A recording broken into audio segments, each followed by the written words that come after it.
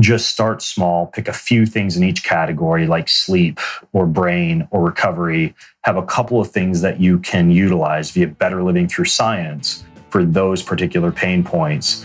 And then understand that you have a lot of time to kind of cycle through and try some other things, but don't get everything at once, because then you're just going to have this dizzying array of stuff that stresses you out and doesn't help you. I'm Luke Story. For the past 22 years, I've been relentlessly committed to my deepest passion, designing the ultimate lifestyle based on the most powerful principles of spirituality, health, psychology, and personal development. The Lifestylist Podcast is a show dedicated to sharing my discoveries and the experts behind them with you.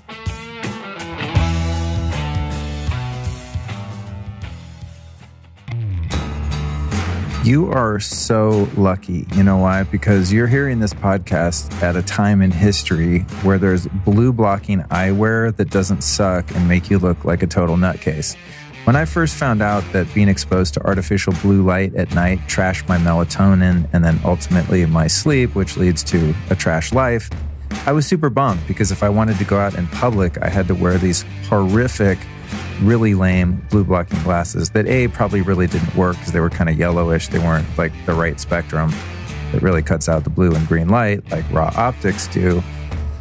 But now, alas, we're all super stoked because we can protect our melatonin and our sleep by wearing blue blocking glasses that are really well designed and super cool looking. People barely even give you a second glance because you look somewhat normal, which is awesome. So you can be kind of like a low-key, down-low biohacker, and people just think, at worst, like, oh, that guy's kind of weird. Like, does he think he's cool wearing his sunglasses at night? If they just think that, I don't really care. If they think I'm weird and I also have really bad taste in eyewear, well, that's a double lose, and I'm not willing to pay that price, even for quality sleep.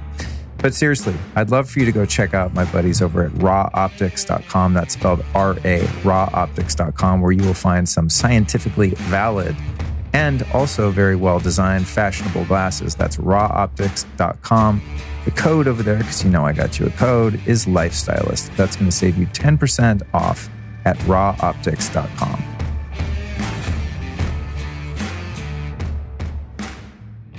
You are in for a real treat today, guys, because today is a special Christmas episode featuring my friend, Ben Greenfield. He's a New York Times bestselling author, a world-renowned speaker, celebrity biohacker, and dad to twin boys, River and Taryn. Here's what's up.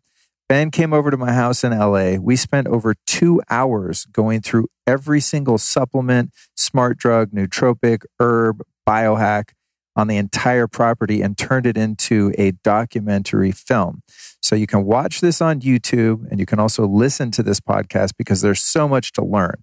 This is a show, whether it be the video or audio version, that you're probably going to have to listen to 3 or 4 times to really get it all. There's just so much valuable information presented. Ben is one of those guys who studies the science on health and can actually remember it and hold it all in his mind. He's quite an incredible guy. I study up on the data.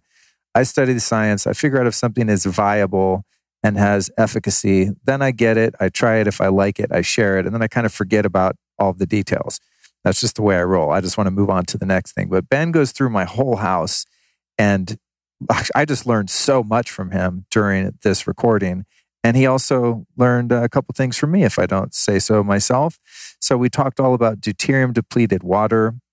We talked about microdosing psilocybin and LSD, the kind of crazy smart drugs like paracetam and Deprenyl, and the transcriptions troche with Methylene Blue and nicotine and caffeine. We took an ice bath on tape and on video. And then we talked about all of the different peptides you can use, whether you inject them or take them orally. We talked about doing oral oxytocin. We talked about overdosing on yohimbe. We talked about all of the superfoods, all of the herbs like pine pollen. We talked about qualia, modafinil. We talked about Kion coffee and the other Kion products that Ben's company makes. Some really great stuff there. And then also really geeked out on coffee itself, like the best way to make it, brew it, etc., which I thought was really interesting. And then we go through all of the different sleep technologies everything I use to improve and track my sleep in the room. We bust out the ozone machine. We go up and do the biocharger. We inhale some hydrogen, jump on the rebounder. And at the end, we hop in an ice bath. And so this is going to be a really fun video for you guys to watch. And I'm just going to tell you right now, you're going to be wanting to take notes really bad. And it's going to interrupt the process of you learning from this episode. So I've had my team over at Crate Media take meticulous notes. I mean, seriously, these are the most detailed show notes I've ever had. And they break them down and link out with hyperlinks to every single thing that Ben and I talk about in this epic 2-hour video / podcast. So if you want to get these notes, as I'm sure you do, just go to lukestory.com, click on podcast and just look for the Ben Greenfield Show. You'll see it there. And all of these notes are going to be there. So that's lukestory.com. If you're already on my email list, just check your email, because today, which is Christmas Eve, happy Merry Christmas, you'll have all the links in your email. If you're not on my email list, you kind of missed out and you're going to have to go to my site, but I'd love to invite you to join my email list. Here's what you do. Go to lukestory.com/newsletter. That's lukestory.com/newsletter. Or if you're on a US phone, you can text the word lifestylist to the number 44222. That's lifestylist to the number 44222. And you'll get next week's show notes with Gabby Bernstein. And you'll get every set of show notes following, unless you decide to unsubscribe. But who would ever do that? Because my newsletters are awesome. They're just packed with free information. So again, you're going to want to watch this on YouTube. You're going to want to get to the show notes. You're going to go nuts listening to this because of all the links. And it's just, it's an incredible episode. And I'm so happy to drop this at the end of the year. And then our New Year's Eve episode is Gabby Bernstein. And that was also a fantastic conversation about mindset and spirituality. I've also got a solo show dropping this Friday where I talk about treating viruses, finding your tribe, brain mapping, and neuroplasticity. So we've got a lot of action coming at you guys. And more than anything, man, I just want to thank you so much for all of your support this year. If you're a new listener, you're about to hear a pretty insane episode. If you're a longtime listener, I know you're going to enjoy this one. These are the questions I've been getting, is like, what do I do at home? What's my lifestyle like? And Ben is a guy that really understood how to present that in a very educational and entertaining way. The two of us together, I think, created some magic. So Merry Christmas and every other holiday that you might be celebrating this winter. And I'll be back at you on New Year's Eve with yet another episode.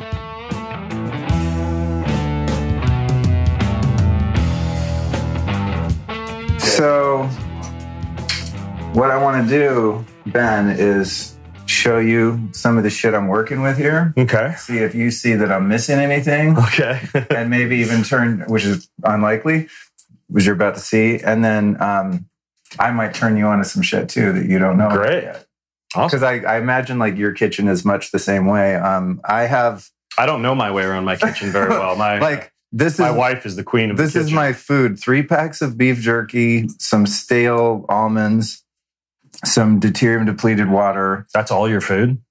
Yeah, I'm not a big food guy. I have a bunch of tuna and salmon and sardines. Yeah. And then the rest is really this. I mean, this is it. I mean, I eat, you know what I'm saying? But I just usually... Well, cook up some... How do you get food? I cook up some fish or some grass-fed beef. And I also order pre-made paleo meals from... okay. So you're getting your food. Yeah, they deliver it. Kind of outsourced. They deliver it and then I just heat it up. That works. It's called model meals. That works for it. Yeah. So... a bachelor like you. Yeah. I mean, when I had a girlfriend up until very recently, she would cook and we would pay a little more attention, but it's kind of more utilitarian at this point. Our house is just all organ meats and sprouts and fresh vegetables and a lot of real food. Yeah. But that's because my wife and my kids are absolute foodies and love food. They are? So there's food everywhere. Yeah, food's lots of like ancient grains and rices and legumes and glass mason jars for fermenting. You eat legumes? Sprouting. Absolutely. You tolerate them? Yeah. You do? Absolutely, yeah. You like have to sprout them and shit? We deactivate everything. We sprout it, we ferment, we soak. Yeah. Okay. Yeah, but my own personal diet of late has been more kind of focused on organ meats and wild-caught fish. meat to a certain extent, and then a lot of like underground storage organs like sweet potatoes and yams, some squash, some pumpkin, which is technically not an underground storage organ. But, so you're eating like a Northern European. Yeah, it's a very kind of Northern European, a little bit of raw honey, a cup of coffee, a glass of wine, but it's very simple when I'm at home. Yeah. And then when I travel, I'll admit, like I'll drop into Erewhon and buy some kind of a spend $400 for raw blueberry cheesecake for $40. Yeah. Buffalo cauliflower. I got to stay out of that store, dude. Yeah. So what are we looking at here? Okay. I'm going to run you through a couple things. The first thing that I'm really excited about is I just met a guy, and because we're on video, it'll have to remain unnamed, but he makes a microdose psilocybin tincture. He grows them himself, and they're the albino something strain, similar in strength to like a penis envy mushroom. Yeah. Well, they say the more psilocybin mushroom looks like a penis, the more efficacious it is.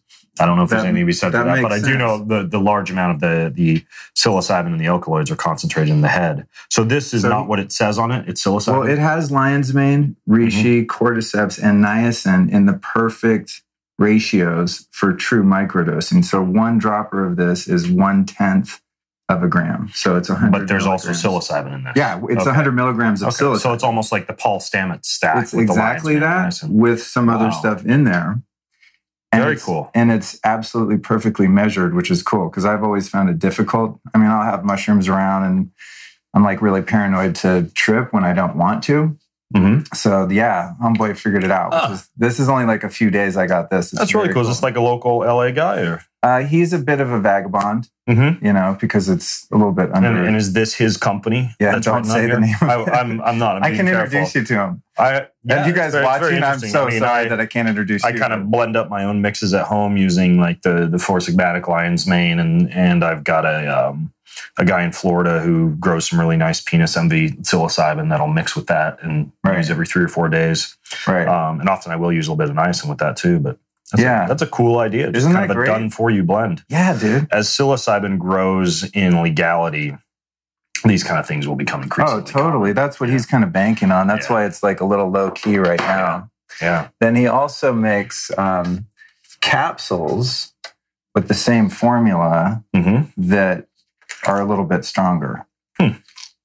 So if you wanted to like feel a little bit of it, but I take one of these and I feel nootropic. If I take 2, I'm nootropic and a little happy, but able to drive and like totally be normal. It's a great idea. I love that. It's cool, right? Yeah. Then the other thing, I don't know if you've gotten into, this is not the thing that it came in, but is unlabeled black bottle. You ever mess with Depronil? No, I've used it before. It's not something I am a huge fan of just due to the potential for overriding some of the receptors associated with dopamine, particularly. Right. It may result in a little bit of dopamine insensitivity, meaning that big picture explanation would be things that would normally be pleasurable for you begin to decrease in their pleasurability just because you get that much. Your dopamine receptors basically multiply. So you need more dopamine to fill those receptors. Oh, interesting. The more you use something like Depronil, it is effective, but it's one of those that I don't use simply because I don't want to set myself up for needing more dopamine to get enjoyment out of anything from, sex to food to. So it could make Instagram and pornography ineffective. Theoretically. Yeah. So looking at the pharmacokinetics of that, I'm not a huge fan of Depronil. Yeah. It would also depend a little bit on your genetics as far as dopamine. Interesting. Some people are very fast dopamine responders, and kind of like a fast coffee oxidizer could probably handle a little bit more. I am one of those. Yeah. Yeah. The Depronil I do maybe 3 days a week, a really tiny dose, like 2 drops. And so if you have very robust COMT gene activity, you could probably get away with a little bit more. I find that it works pretty well, but that's interesting because I'm always nervous about anything that's going to down-regulate you, like taking melatonin all the time or glutathione, things like that your body is supposed to be making, and you're sending a signal to your body like, oh, you guys don't worry about it, I got it. Yeah. So okay, cool, interesting. The other thing, I know what the other thing I want to show you. You interviewed Dr. Ted, right?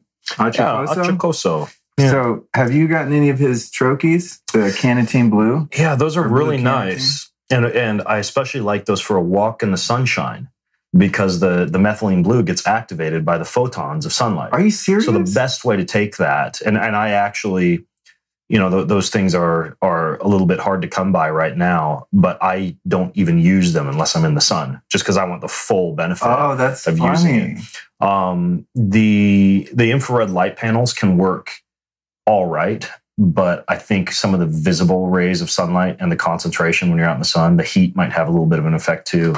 Right. I have gone on a morning beach walk 3 times since I've been here in LA, and each time I had one of those dissolved in my mouth, and you just feel this nice little uptake of energy. He puts a little microdose of CBD in there, a little bit of nicotine, a little bit of methylene blue.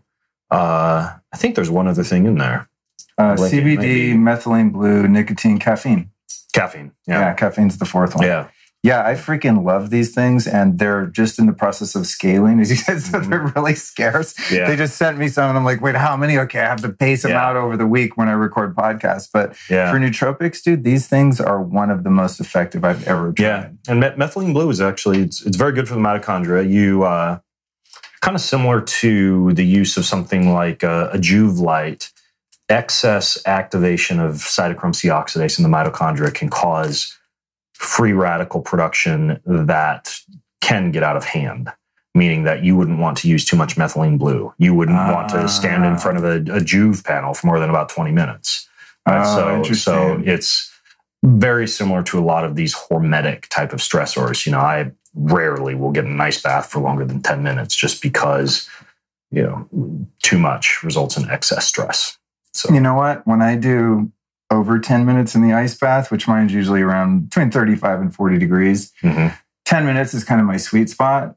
And now I kind of have just an internal timer. I know when it's 10 minutes. I used to have to set an alarm. But the days where I go 15 or 20 minutes, I actually get really tired. After I warm up super fast. I'll work out a little bit, jump on the trampoline. But the rest of the day, I'm kind of like dragging ass. Have you ever worn a blood glucose monitor?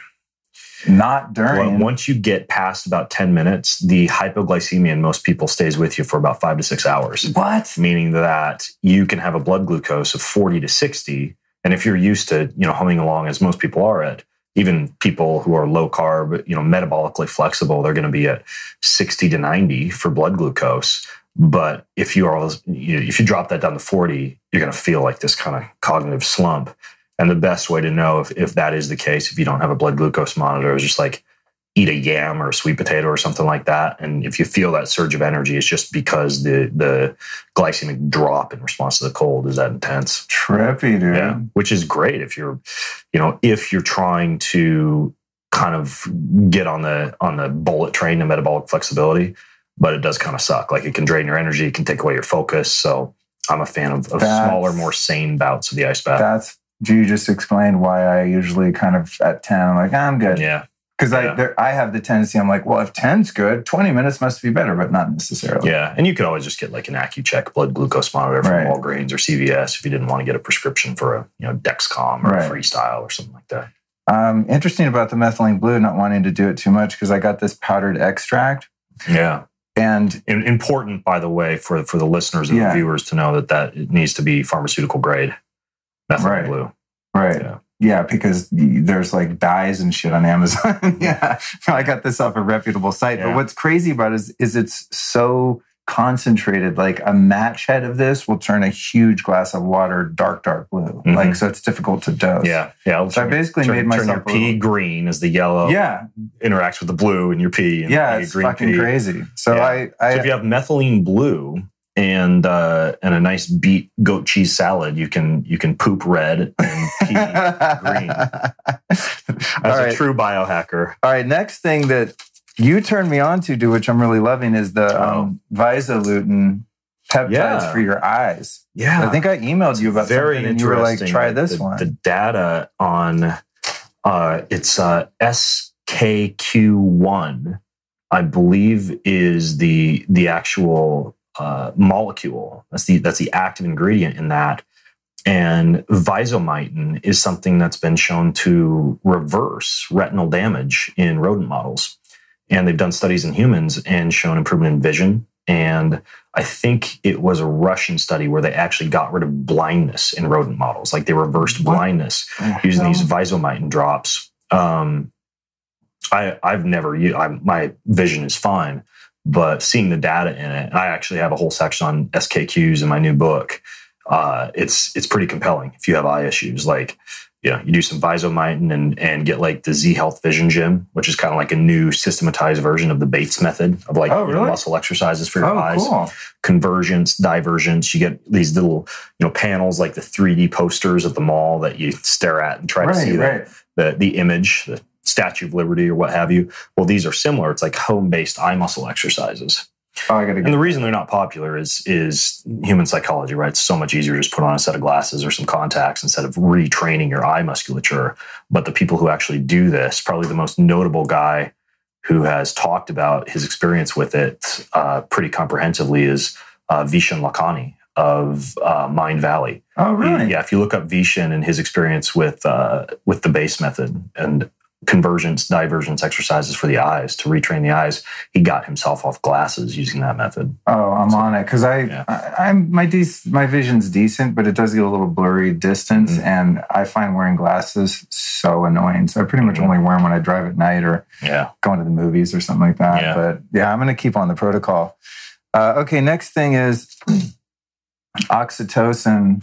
Oh, and by the way, I would say for people who might be listening, because I'm sure some people are very interested in that, I have, again, because I haven't purchased that supplement, the Visolutin.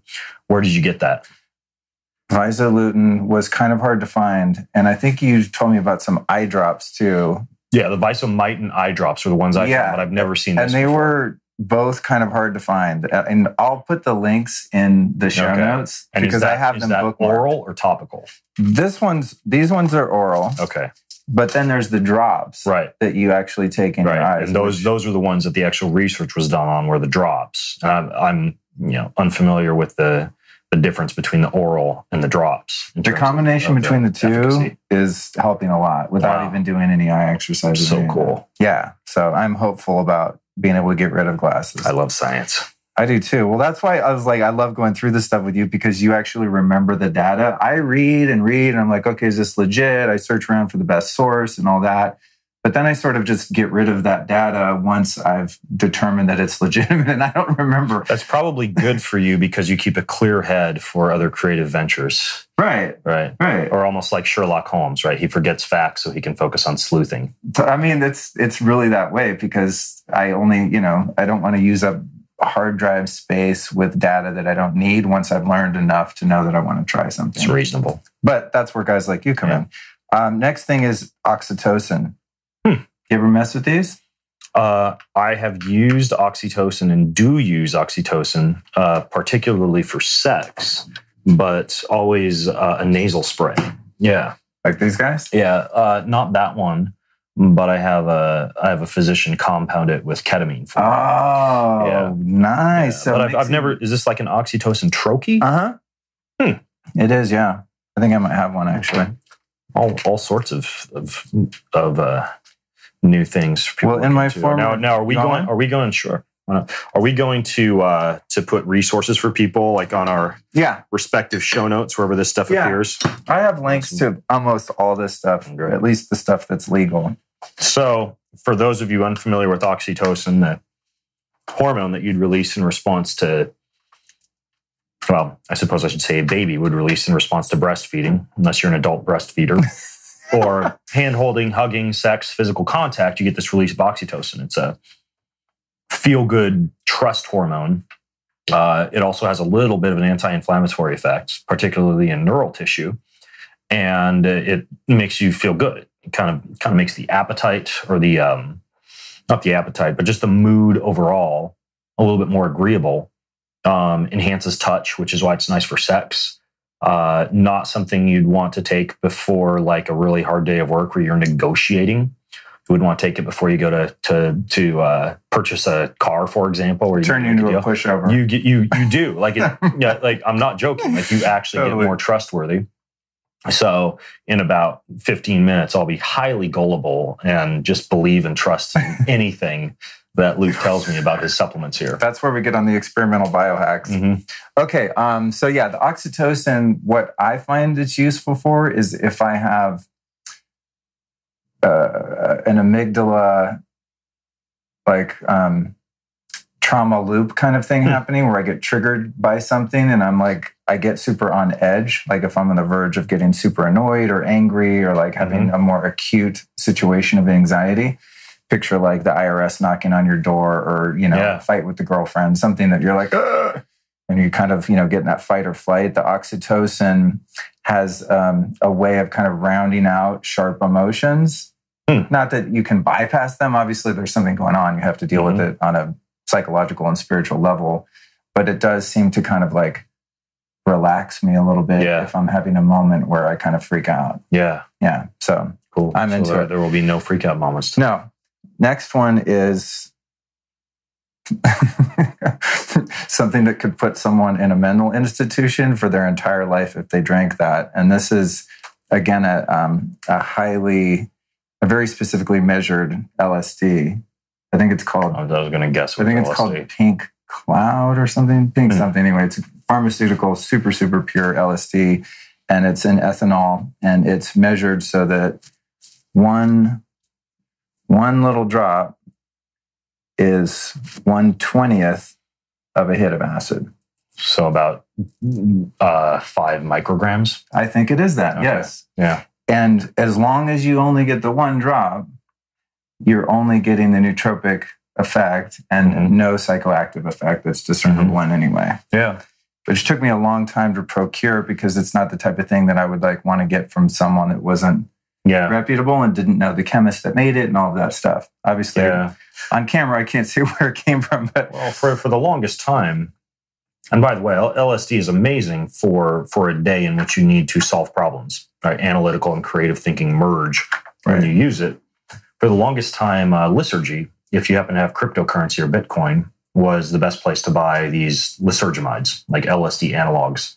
You can get LSDP on that site. You can, but that site no longer exists. Are you serious? So there are other because of guys there are other not for human consumption websites where you can purchase these lysergamides. You can also purchase in a very similar fashion to how you can get LSD or variants of it, like PLSD, which works very similarly. PLSD, that's what Dr. Ted was telling me about. Yeah, you can also get from a lot of these websites 4-ACO-DMT.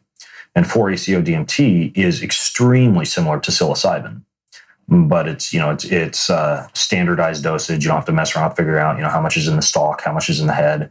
The reaction to it is almost identical to that of psilocybin. And it's very similar. You can mix it up. You can microdose. You can mix it with lion's mane, et cetera. It works almost exactly the same as psilocybin. Interesting. Yeah, and that one also you can buy in powder. You can buy in liquid. And these are usually like chemistry websites that you get this kind of stuff from. So proceed with caution with any of this stuff, the same way as you would proceed with caution with stuff you can get off Amazon. I mean, you can get caffeine powder on Amazon and kill yourself. Literally, like the toxicity of caffeine is remarkably low. You take a couple of tablespoons of a caffeine powder, you can just buy bulk and you can die. So, holy crap. I mean, anything can be dangerous. So you just reminded me of something. Let me see if I have this thing in here. I probably hid it from myself so it didn't happen again. But one day I was going to get frisky. And by the way, as you're digging for that, please note that there is no way in hell that Luke has children. Because if you were in my house, this is exactly about the height of a 10-year-old boy. Yeah, no, that would be in a safe, right? Yeah. What I was looking for, here it is. God, this evil stuff. Yohimbe HCl. Mm-hmm. One day I was going to get a little frisky, and I was like, Yohimbe, like aphrodisiac, enhancer of sex. I didn't realize this was like a pharmaceutical extract of the Yohimbe bark that's super strong, and I kind of eyeballed a dose. Yeah. And it's the closest I've ever been to taking myself to the hospital. Mm-hmm. Like my heart was exploding out of my chest. I turned beet red. I was sweating. It was the worst anxiety I've ever had in my life. I'm sure the sex must have been amazing. Yeah, totally. Or non-existent. Well, that's just from the sex. No, but the only reason I didn't go to the hospital, I was like, what are they going to do? I was like, Yeah. And I took a sauna. I took a bunch of charcoal. Like I did everything I could to get it out of me. The best thing you can do is sweat, consume a binder like charcoal or chlorella, and then just sit it out. So to your point, all of the stuff that we're talking about, I don't want to be like a promoter of things that are dangerous. These are like just things I've researched, you've researched. Yeah, these are tools. You have to be really careful. You know, God has covered this planet that we live on with all sorts of amazing molecules. It's not to say you take each and every one of them every day. If you were to open, well, not your refrigerator, but my refrigerator, like I said, there's actual sprouts and fish and meat and mayonnaise and mustard. And you don't open my refrigerator and say, holy gosh, Ben, do you eat all this stuff every day? No, if I'm going to have an Italian meal, I'm having the rosemary and the thyme and maybe some lamb meatballs and, a little bit of like a millet pasta or a zucchini spiralized pasta or something like that, and some extra virgin olive oil, right? And so everything is used at a certain time in a certain place with wisdom and precise dosages. So I think a lot of people see things like this, a video like this, and want to do it all the things. Yeah. And you need to educate yourself and learn over time what works for you, and then use things for specific circumstances. LSD, if you have a very analytical and creative thinking day. Something like psilocybin for maybe a nature hike or a hunt or some plant foraging. Something like the oxytocin for sex, or a sane dose of yohimbe. And so it's just like cooking, right? You put in a little bit of this, a little bit of that when the time calls for it, but you don't open up the spice cabinet and dump every spice into the pot. Right. Yeah. Thank you for that. I always like to give a little disclaimer because I don't want to be responsible for anyone doing crazy shit. All right. So some of the stuff then is key on lean. That's the best thing you have. Yeah. Some of the things are just standard, but the key on lean, I really liked the idea of this because at night, I wouldn't say I'm like full ketosis all the time during the day, but I just generally avoid carbs. But at night, I want to have some wild blueberries or, I don't know, some gluten-free crackers or something from time to time. And from what I understand, this stuff helps you kind of get away with carbs. So explain this to me and the people at home. It just assists with healthy blood sugar management. So, I, as the founder of that company, if you were holding up anything else, I could speak with far more. I picked the one product where you're like, it works. But I have learned from a legal standpoint, I can say that supports healthy blood sugar management. Oh, right. The idea being that if you were to eat carbs and you didn't want them to spike your blood glucose, the active ingredients of that, bitter melon extract and rock lotus, can assist with that. And what I like that for also, if you're not going to have it before like an evening carb refeed, like if you're doing a cyclic keto thing and you want to get back into ketosis faster after you've topped off your carbohydrate stores at the end of the day, because you're going to hit the gym the next morning and you want to make sure you can go glycolytic in the gym. You can also use it for something that we were talking about earlier, like the cold. Right? You can actually enhance the drop in blood glucose and the shift of white adipose tissue to brown fat, particularly with the bitter melon extract. So it's a very good supplement for cold thermogenesis as well. So I can pop these before the ice bath? I have a lot of people pop 2 of those and then a cup of coffee, because the caffeine from the coffee will enhance the fatty acid utilization before they go do the cold. Typically, for somebody who I'm trying to help lose weight, they'll wake up, they'll do a cup of coffee or any other source of caffeine like green tea, 2 key on lean, 20 to 30 minutes of aerobic fasted cardio, and then finish that with about 2 to 5 minutes of cold. That's a very good strategy for staying lean. Good, because I want to be more lean. That's good to know. I was going to say something, but you said it. Next thing is peptides. So this is my new morning routine right here. Now, I'm out of what I'm normally doing, which I learned about from you, is the BPC 157. And I have some issues with my shoulder and just random spots that hurt. And so at first I was just doing it subcutaneous, just like in my belly fat, just thinking, well, it's just going to go everywhere. Then I started doing them like where I had like tendon inflammation in my elbow. But then I heard that if you do subcutaneous, even at the site of an injury, that your bloodstream just picks it up and it just goes everywhere anywhere. So it doesn't really get in there. But then I started doing it right into the muscle right here that's inflamed or who knows what it is, like right into it, and it's helped a lot. The BPC 157. What do you think about if you speak with a peptides manufacturer, like tailor-made compounding is where I get a lot of my peptides. Yeah. Because they use amino acid sequencers that allow them to create a very clean peptide. Right? No amino acid sequences that are not the peptide that it says it has in there. Mm-hmm. They will tell you peptides work systemically. You could inject an anti-inflammatory like BPC 157 into adipose tissue, like 2 inches to the left or right of your belly button, and get the effects in your knee or on tennis elbow. Right.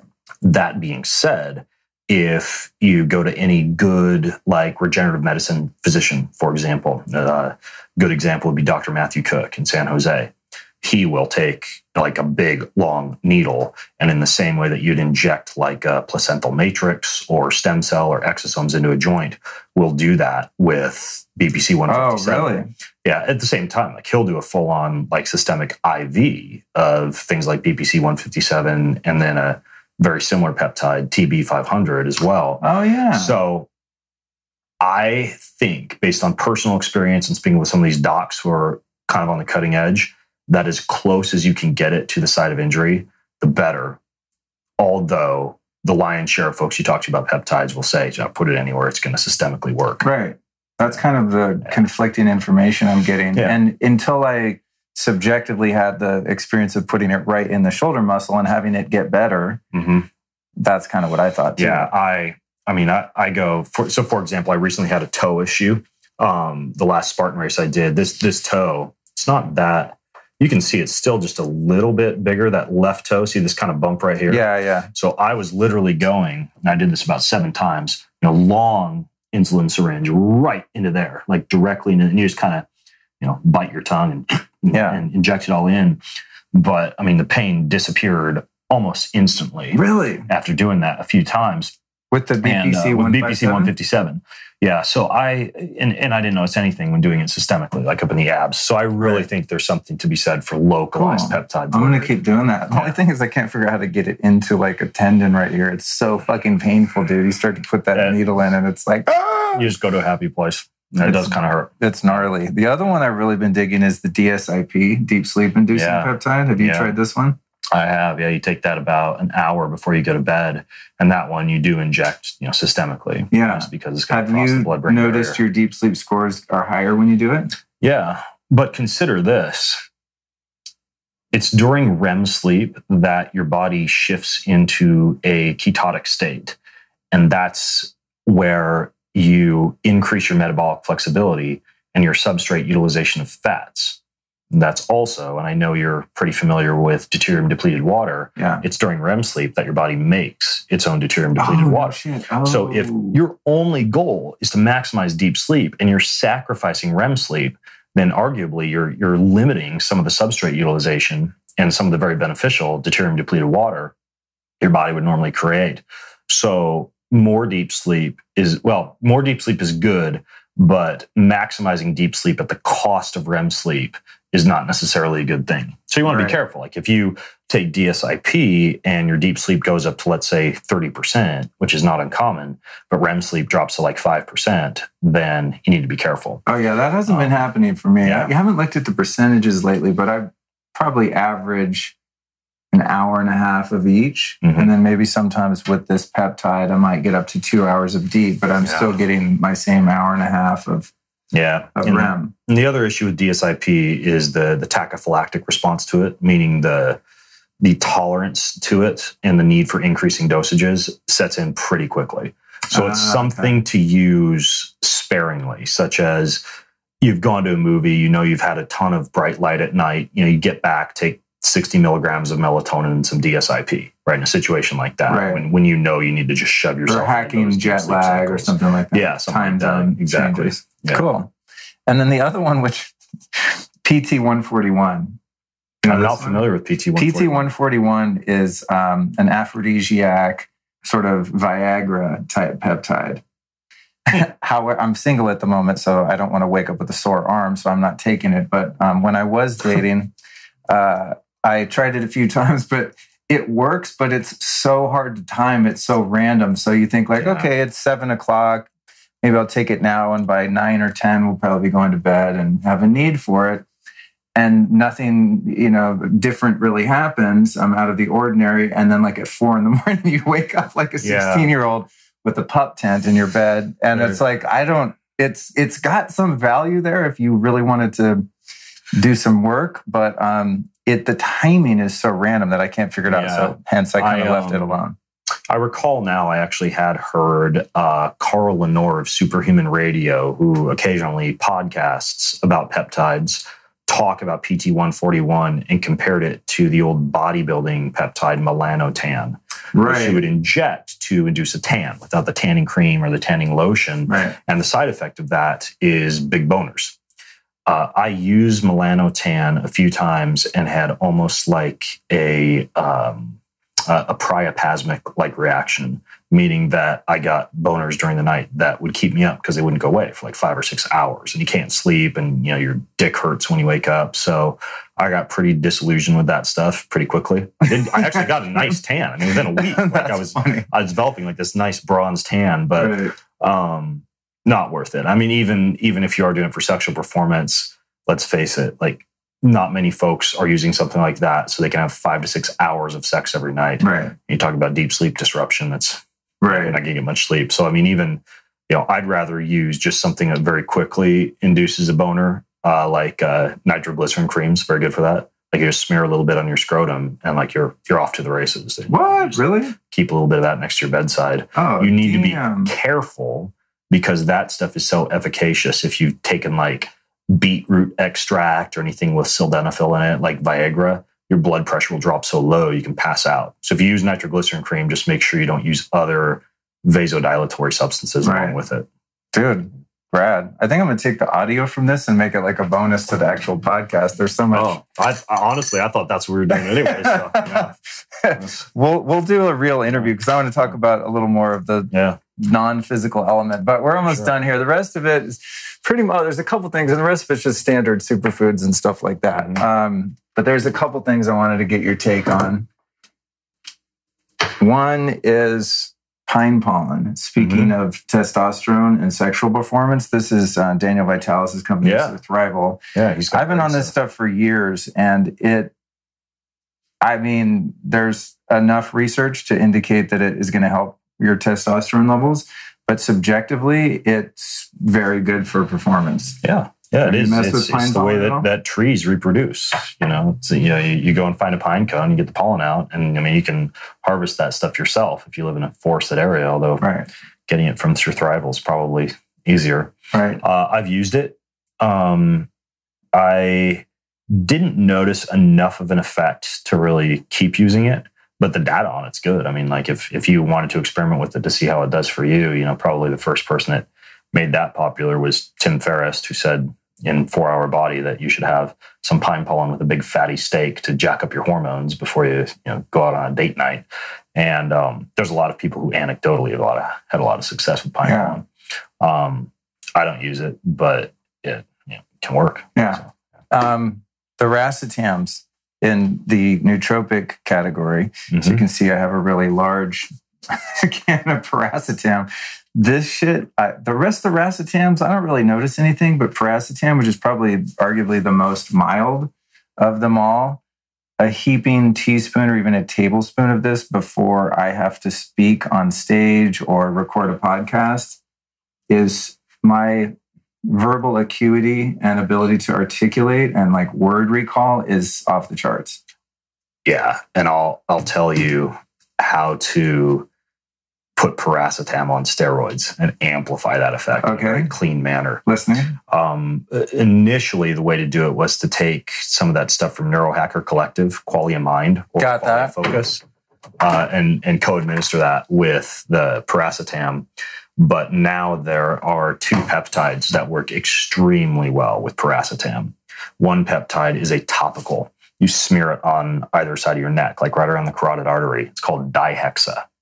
And you take that at the same time as piracetam, and then also an intranasal peptide called cerebrolysine. It's also known as C-Max. So you do a couple sprays nasally of the C-Max. You smear some of the dihexa on either side of your neck. You take some piracetam, and you could approximate it to the way that you would feel on like modafinil. With none of so the problem with modafinil is it turns you into a little bit of a robot. Like you get extremely systematic, logical, type A, and it works as advertised. I mean, it will keep you up when you are sleep deprived extremely well. Like you still feel a little bit of sleep drive, but you don't fall asleep. Like it, and so it works very well if I'll occasionally take modafinil if, for example, I'm flying Seattle to Tokyo, getting into Tokyo at 10 p.m., finally getting to my hotel, going to bed at midnight, and I got to be speaking on stage at a conference at 8 a.m. the next day, right? And so I know I'm going to be jet lagged on 3 hours of sleep. That's the time when I'll take modafinil. Me too. And even then, I'll take like half a tablet. Oh yeah, I've never taken more than a half. A quarter to me is like, It's interesting you describe it that way with modafinil, and I agree. It's like it's kind of an emergency, thing that I use if I just don't get any sleep, or especially for traveling. But it's like it's not very good for being around people. Like when I'm on modafinil and I'm on my computer and someone talks to me, I get really irritated. Like I can't have my focus broken. It makes your focus so good that it's hard to kind of. It's not really a flow state. It's like a fucking. I don't want to be on modafinil around my wife and kids. Right? Like you're a robot. You're like, stop talking. I mean, I suppose maybe you could. I've never done this. Maybe you take oxytocin right at the same time that you take it and kind of take some of that edge off. Who knows? But that piracetam dihexa C-Max combo is amazing. On it. Yeah. I'm doing it. That's my new podcast formula. The very last thing I wanted to get your take on, which I've kind of cycled in and out of, and this brand I just randomly picked up at Erewhon because I was like, you know what? I want some of exogenous ketones. What's your current take on the ketones that you can eat?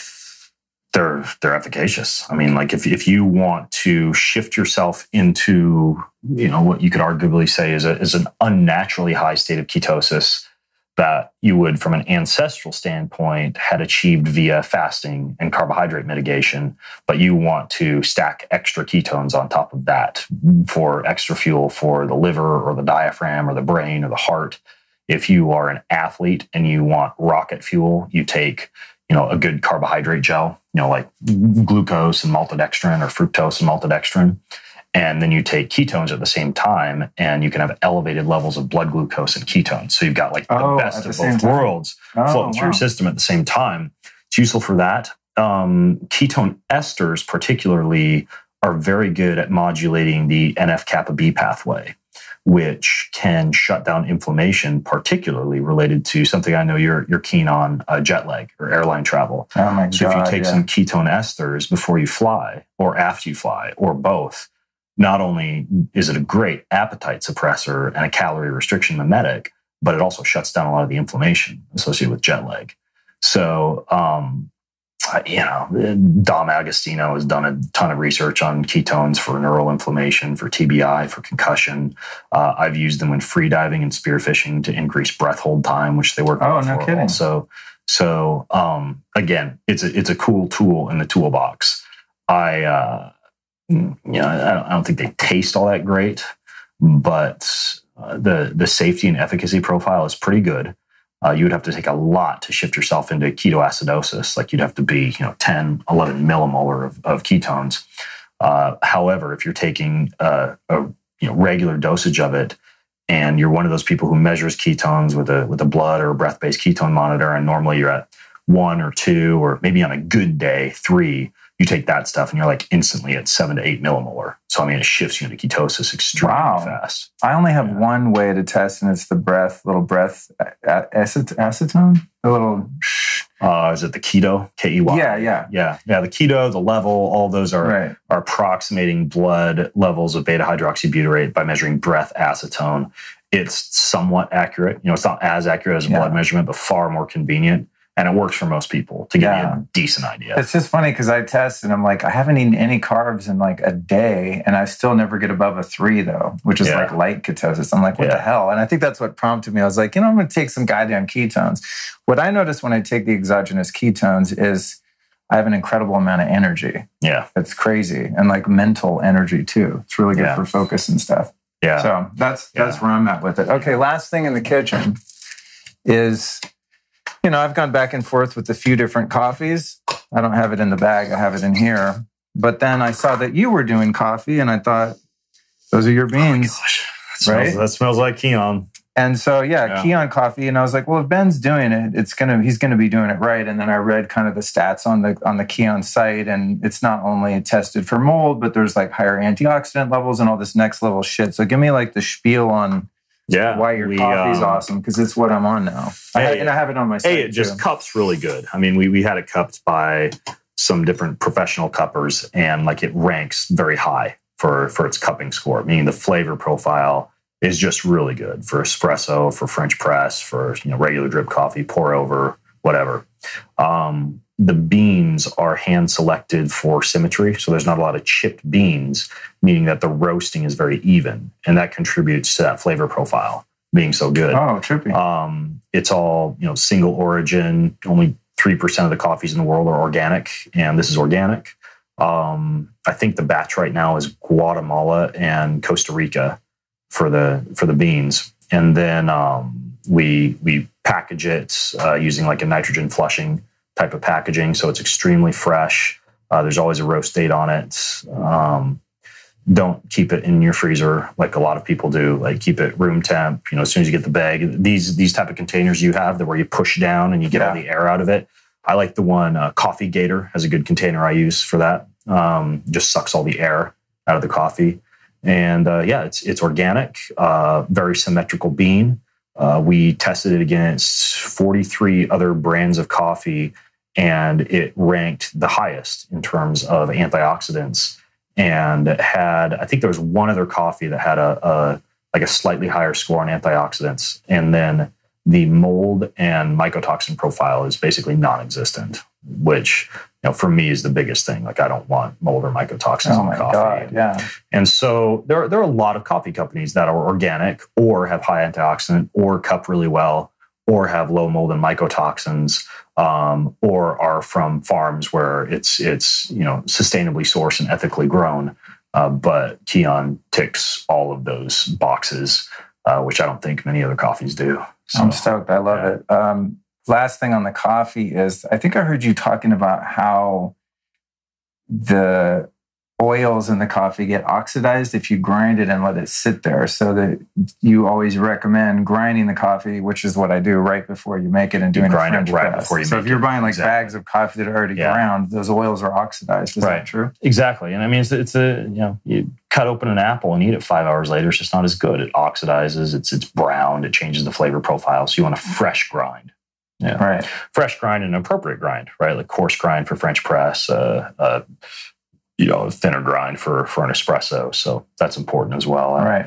I grew up with a father who was a gourmet coffee roaster and had to learn a lot about the settings on the grind for espresso versus French press. And the water is very important too. Aside from the bean, the type of water that you use is one of the most important things for coffee. And if you use structured water, water that has that extra bit of bonding between the hydrogens and the oxygen and the external vessel within which the water is contained, you get a better flavor profile on the coffee as well. It just travels through the beans a little bit. You just reminded me of the last thing that I wanted to show you in here. So I use live spring water, which is these guys from Oregon. Comes in glass. Now, you get this stuff shipped to you from Oregon? Yeah. Wow. I used to go collect it myself, and I still do sometimes. I have a bunch of 5-gallon glass carboys in the garage, and I find springs around Southern California and wherever I am, and, go fill up, and then I keep them in the garage covered. But then my friend Makunde started this company, and he delivers it, so it's much easier. So what I'm doing now is I'm on another deuterium depleted water thing. So I'll mix this. This is 65 parts per million. So I'll mix half this and half the spring water. This spring water. So you're dropping the deuterium content of the spring water. Yeah. And the spring water is 139, which is really low. Most of your average, like municipal water is going to be close to ocean water, 150, 155. So this is already low deuterium water in itself, but it's not technically depleted. So I dilute that by about half. And then I put it over here on the vitalizer, Okay, so you're spiralizing it to structure it. Yeah. Oh, then you got an infrared. Might be hard for the camera back here, but you got infrared going. So this is... Which is great. You could use sunlight too if you needed to. So that's structuring that water. Amazing. And this is based off of Gerald Pollack's research at the University of Washington. He's shown that the water structures more efficiently when exposed to infrared light. That's great. That's cool, right? That's a cool system. Yeah, I'm stoked. Stoked. I mean, I just had that panel from Juve, and I have the big one, so I was like, what am I going to do with this? And it just fit right there. We need to put all this stuff in the show notes for people, for sure. And then tell me about this. Yeah, now, you have that's a Somavedic. Yeah, so this is... I have one of those in my office, but what are you doing with the water? Well, the Somavedic also restructures the water. And how is a little hard for me to explain, but I am interviewing the inventor next week. But the Somavedic goes about 100 feet in every direction, and it's made from all of these different crystals and minerals and whatnot. Yeah. And so it creates a radiating field. And not all of the units do this, but some of them restructure the water in a way that I can't begin to explain. But I needed it in my house anyway, just to mitigate any EMF. So I thought I might as well keep it where the water is. I like the Somavedic products. My only complaint about them is the blue light. The intense blue light. In looking at the research, the number one place I would put it aside from my office, which is where my Somavedic is right now, would be the bedroom. And instead I have the Blue Shield cube in the bedroom because it's dark and black, and the Somavedic in the office. I would love to do some sleep experiments with the Somavedic, but it's just, I could probably throw a pillowcase over it or something, but they need to get rid of the blue light. I'm going to tell them that because he was like, I got 3 of them. So I have one in my office next to the Wi-Fi router. Then I have one in my bathroom, which I have a Blue Shield cube in there too. And he's like, which one of these do you like the best? And I'm like, I don't know, because I plugged in all 3 because I'm just hardcore. And I said, I would like whatever one doesn't have blue light, which is why I put it down here in the lowest possible place. Until I saw yours here, I was unaware that they made one that, yours has blue light at the base. The one I have is just like the entire thingy that's a ton of light. I think you have to put something over the top of it, which is like, I have the amp coil too, and I love that thing, but the same thing, they installed a blue light in it, so every time you turn on at night, it just... Same thing with Dr. William Pollack makes a great pulsed electromagnetic sleep mat called the BioBalance that stays on the entire night with settings for alpha wave, gamma wave, theta wave, etc. But the dashboard on it is like the brightest blue light you've ever seen. So if you turn over at night, I just put a book on top of it. Some of these manufacturers in the biohacking industry, I think they'll eventually catch on that you got to pay attention to the actual panels that you use. Dude, well, what I have to do is I do these True Dark stickers. Like I put them on on every little blue light on here. I took the True Dark panel, the blue blocking panel, and wrapped this fluorescent light in it. So what'd you do here? I wrapped the True Dark panel around the fluorescent light. So this is your oven light. Yeah. So if you're cooking at night, that's a good idea because I have one of these overheads in there. And I did the fridge too. Huh.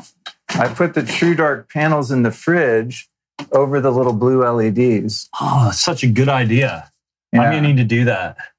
Yeah. I'll have to re-listen to this podcast after we record it and remember a few of these things. The funny thing is about these, and even up here, like that shit shines right in your face when you open the fridge at absolutely. night. Because I have all amber incandescent bulbs in the whole house. Yeah. So you get used to that. And then I really notice when I walk by the dishwasher, I'm like, God. See, I always wear my red light glasses at night. I use those wraparound raw optics.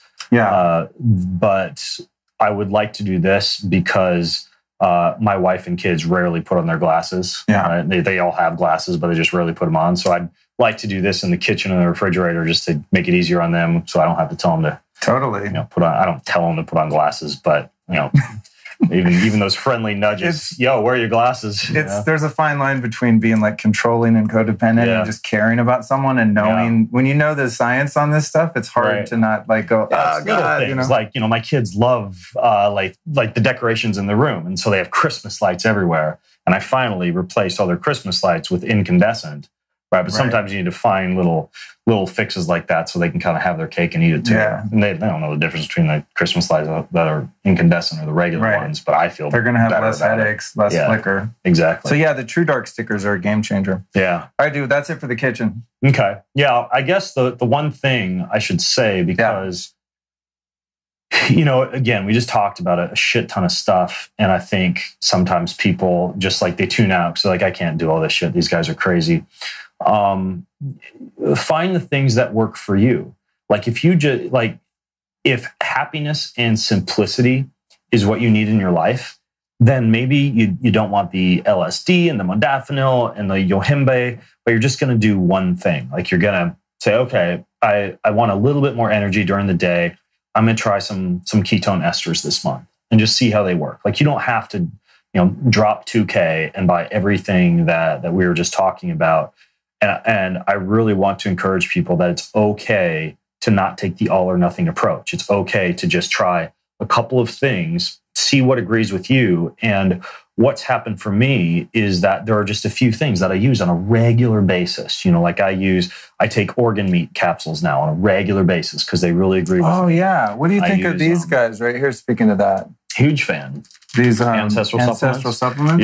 Yeah, them, Paleo Valley. Like there's a few good companies now that make organ meats. Like I've been on a kick, especially when I travel, because I feel remarkably healthier when I travel.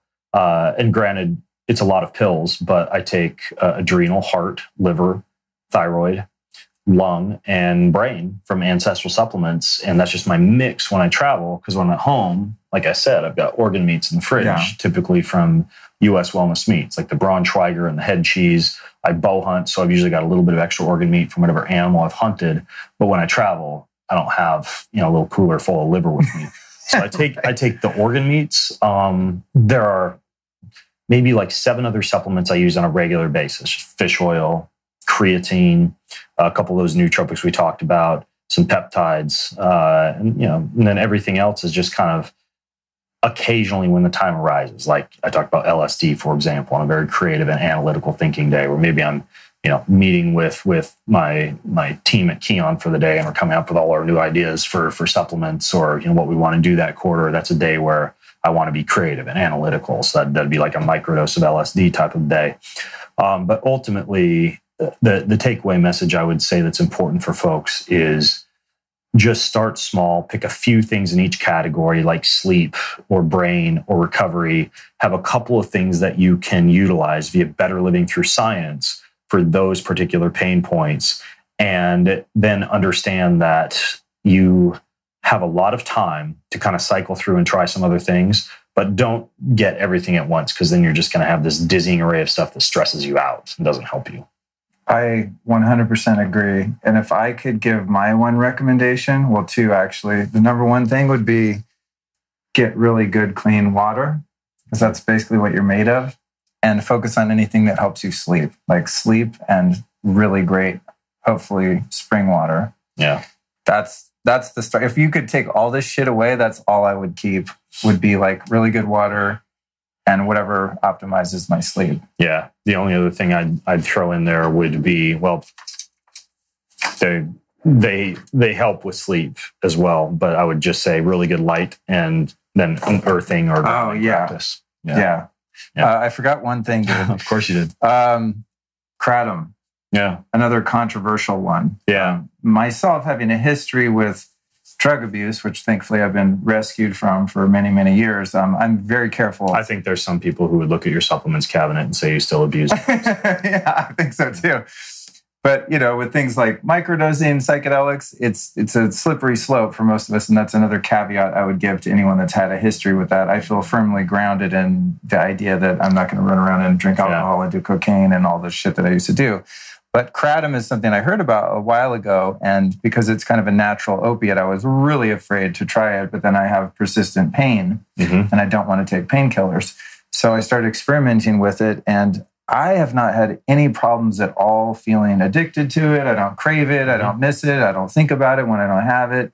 All of the hallmarks for me that show me that I'm addicted to something are completely absent. Yeah. Take it or leave it. And I know kind of my dose where I can take it and maybe relax if I want to chill at one point at night, if it's been a long day or traveling, or if I do have some gnarly back pain or an injury, it really helps with that. But I have accidentally, like my former girlfriend one night made me some, and I don't know, she was more tolerant, and I got really nauseous, and I just had to lay down for like 3 hours. It was like a really horrible you kind of wobbly.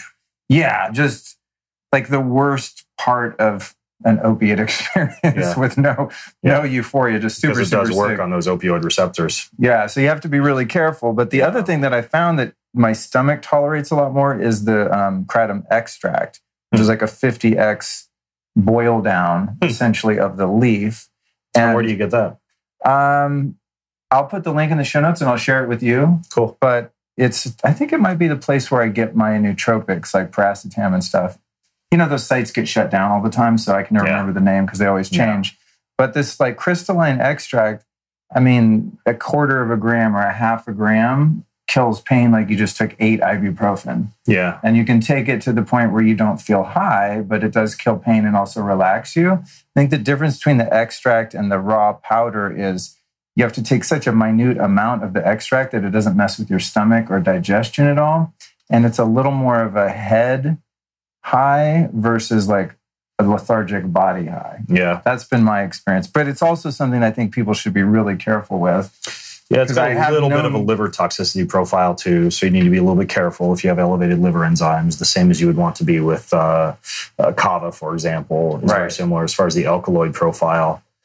I have used Kratom. I got into it for a while after I did a podcast with Chris Bell, who's the guy who kind of made the awareness of Kratom pretty mainstream. Oh, the Leaf of Faith documentary. Right. Yeah. And it's a very, very wonderful alternative to opioids, safer, less addictive.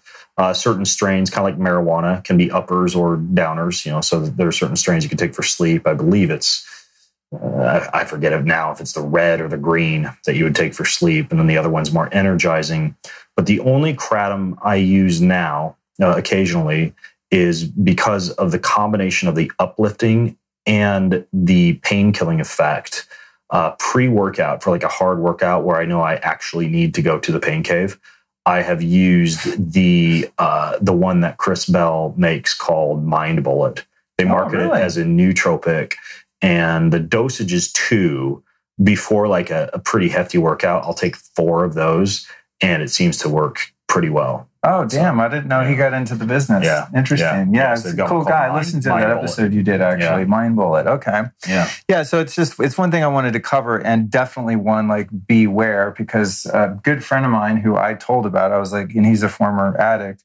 I was like, not even an opiate addict, but just former other stuff addict. And I was like, be careful, dude. There's a potential for addiction. He's like, no, I'll be careful. Sure enough, he starts using it too many days a week and then runs out or decides to stop, and had 3 days of like somewhat mild opiate withdrawal symptoms, which would be restless legs, can't sleep, feeling kind of antsy and sweaty. I know that feeling. I experienced that in my former life. So I'm like, wow, if it could happen to him, it could happen to anyone. So that was a good warning for me to really be careful and not overdo it with frequency. But same could be said for the Starbucks quad latte. That you stop that for a few days, you feel pretty shitty too. Right. But like all plant medicines, it's about intention, having a little discernment and some self-awareness and self-discipline so that you don't go off the deep end. Like you said, if you look at my supplement cabinet, you're like, wow, you're addicted. And I would say psychologically, definitely so. I'm always kind of taking things from the outside to change the inside. And that's just something that I'm aware of myself, but it's also something I find really fun. And it's like my hobby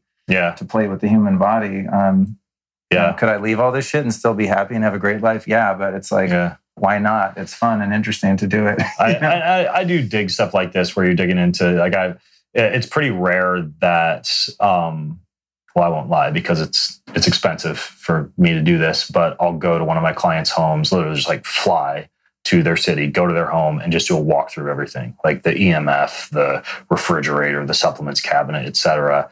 And it's fun to geek out on this kind of stuff and just go into somebody's domain and just like fix shit or advise them on stuff or, this is really good, but here's a better alternative. So I think that maybe for some people watching, cool business idea for you. If you really dig this stuff and you're certified and you love to study it, I think we need more people who are just well-versed who can do like, isn't there a TV show where people go into people's homes and redesign the homes? Not like yeah. It's like a home makeover. Yeah, like a home makeover, except it's like a health makeover, right? You go to people's homes. So there's a business idea for some young, energetic person who's keen on this stuff. Just like start a business, go to people's homes, help them out with this kind of stuff. It's funny that you mentioned that, because when I first started the podcast, that was my original business model. I even made a name for it, the Bio Coach. Yeah. And my first client was Neil Strauss, who's a mutual friend. Not client, I did it for free, but I was like, I want to see how this works. So I went to his house, and his was really fun because he had like all canola oil, MSG, like all the really, really gnarly stuff. And I walked out of there with 2 of those big Target bins to just throw in the dumpster. I mean, he was literally eating poison. Yeah. But he had just had his kid. I've stayed at his house before. I think I stayed there when, right after, maybe I shouldn't say names, a professional snowboarder had just left and the fridge was full of Mountain Dew, right? So, So sometimes you find shocking things in people's kitchens and homes, but in their defense, I think a lot of people just don't know, or they have the supplements dialed in but don't know about the light, or they've got the light dialed in but don't know about the EMF. So I think there's a growing need for kind of like a service where you can go to people's homes and help them out with this kind of stuff. Right. So get to it, people. All right, we're officially done with the kitchen. Cool. Let's move on. We'll be right back at you after this brief but important announcement. People often ask me about my morning routine because, as you may have guessed, it's quite extensive when it comes to priming myself, getting prepped for the day. There's a lot of different practices that I stack within the first hour or 2 after waking up. And one of them that is very consistent is red light therapy. The natural red light from a Juve unit supercharges your mitochondria in your cells so your body can make more energy. This has all sorts of health benefits, and they're all backed up by thousands of peer-reviewed clinical studies. One of the main things I like it for is that it increases testosterone, and that's been one of the biggest wins for me. I have higher T levels now than I did in my early 40s, which is super cool because having great hormones is a key to longevity. Some of the other core benefits are reducing inflammation and skin health. Yep, that's true. Red light therapy actually helps your skin look smoother and fresher. And as we begin to age, of course, you know that your skin quality tends to decline. So Juve is the #1 red light therapy brand for a reason. Their devices are sleek, super cool looking. They're very powerful. They're FDA cleared. And they come in a bunch of different sizes. So you can set them up just about anywhere in order to fit the space that you have and, of course, the budget that you have. It's the single easiest health intervention I do because you essentially just stand in front of it. And newer research is also showing that red light therapy is great for improving women's hormone health, like thyroid production. So it's not just for the dudes and the testosterone, it benefits everyone. So if you want to check it out, which I highly encourage you to do, go to juve.com/Luke. That's JOOVV.com/Luke. Once you get there, you're going to get a special bonus from the team. And of course, there is so much information there to study and learn more about this scientifically validated therapy. That's juve.com/Luke. And now back to the interview.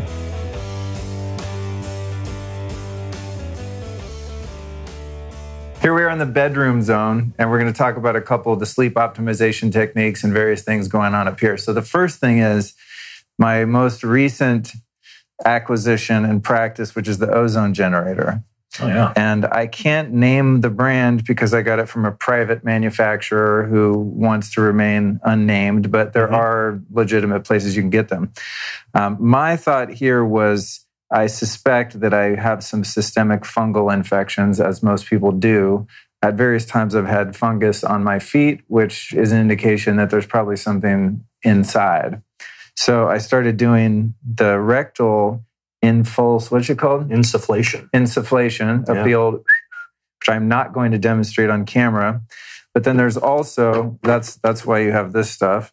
But then there's also something really interesting that I've been doing as well, which is ozone to the brain via the ears. That's pretty cool. Yeah. And then there's another one, ozone bagging for limbs.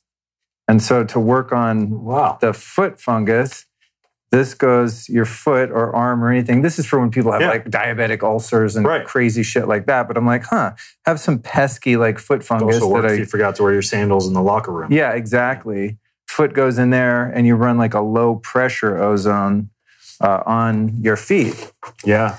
But this one is really cool because it's an airtight seal and you put it on like 0.5 liter of pressure and then you start to feel it going inside your skull. Mm-hmm. And the idea there is getting rid of any systemic fungal infections that could have made it up into your head.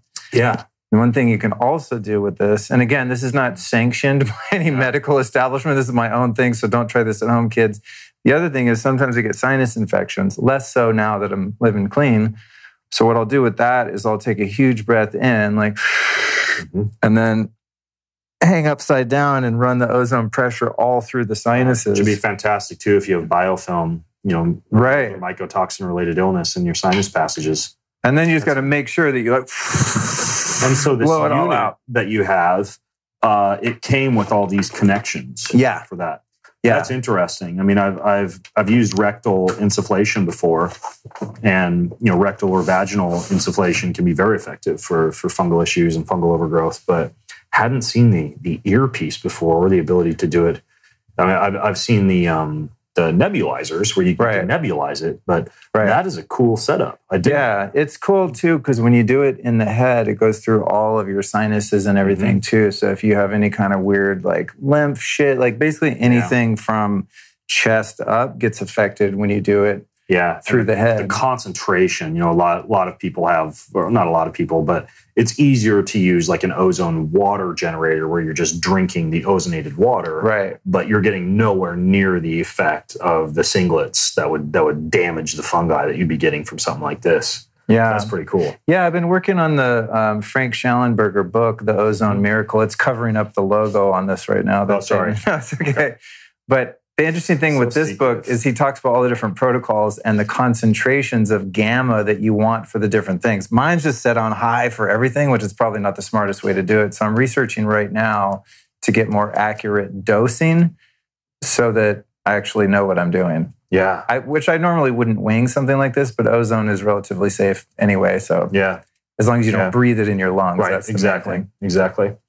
Wow, very cool. The Ozone Miracle by Frank Schallenberger. Yeah, he's kind of the guy. He's, as far as I can tell, one of the foremost experts. I'm working on getting him on the show and covering ozone because it's weirdly something I haven't covered, but it's useful for so many different things. Yeah. And then there's a whole other mitochondrial oxygen issue that it's really good for too. Yeah, and if you need to, so if you had a machine like this or access to a machine like this, you can hit neural tissue, you can hit the sinus passages, you can do the rectum, you can do the vagina, but the blood is difficult to get. Right. So that's where that cool procedure that a lot of docs are increasingly using now called ozone dialysis. Yeah. Is that the 10-pass IV? Yeah, I did a few rounds of that. You can do 10-pass ozone, but then ozone dialysis is a little bit different where it's literally like passing the blood through a dialysis machine and ozonating it simultaneously. Oh, really? The 10-pass ozone, it's being ozonated, but not filtered. And Dr. Matt Cook, I interviewed him. He's got the clinic up in San Jose, and he does that ozone dialysis. Phil Leno, I just found him in Spokane, Washington, and he's doing it too now. So really? In your hometown? I'm going to go in for a few days of it with Phil. Cool. Probably this winter and see what kind of sludge I can clear out from the bloodstream. The Cook guy is the peptide guy too in San Jose. Yeah, he's amazing. Cool. In fact, I'm having dinner with him tonight. Oh, cool. We're recording a country music album tomorrow morning. Are you really? In LA, yeah. So, dope. For dinner. We both love country music. He blasted all over his office, so we decided that's cool. He has a patient. He's like a music guy and has a studio, so we're gonna go. Sweet. Make some music. Yeah. All right. The other thing, which is part of the ozone setup, is the air purifier. So I have this Austin Air HealthMate, which is just a HEPA, and I keep it over near the ozone so that the air filter. Yeah, so that I'm just blowing fresh air basically to blow away the ozone that I might be breathing in. Yeah, that's smart. But I've not really. I wanted to get a molecule. I've seen some different air purifiers out. I've had the Austin Air things. I've had these for 20 years. Yeah. But now you have like more advanced air filtration. So what are you working with at home right now? I have in my home, because I built it, all the venting has its own HEPA filtration system built in called Aller Air. And that uses UV light and HEPA. And then sweet. I've got a couple of those standalone molecules. And the molecule filter, for those of you who don't know about it, spelled with a K, it is not a HEPA filter. They use a microfiltration process that filters out, things that are like 1,000 times smaller than what a HEPA is going to catch. So that's like the creme de la creme. Those are about, I think, $700 to $800 for a single standalone unit, but it'll cover a room like 400 to 600 square feet. I think that's why I haven't gotten a molecule yet.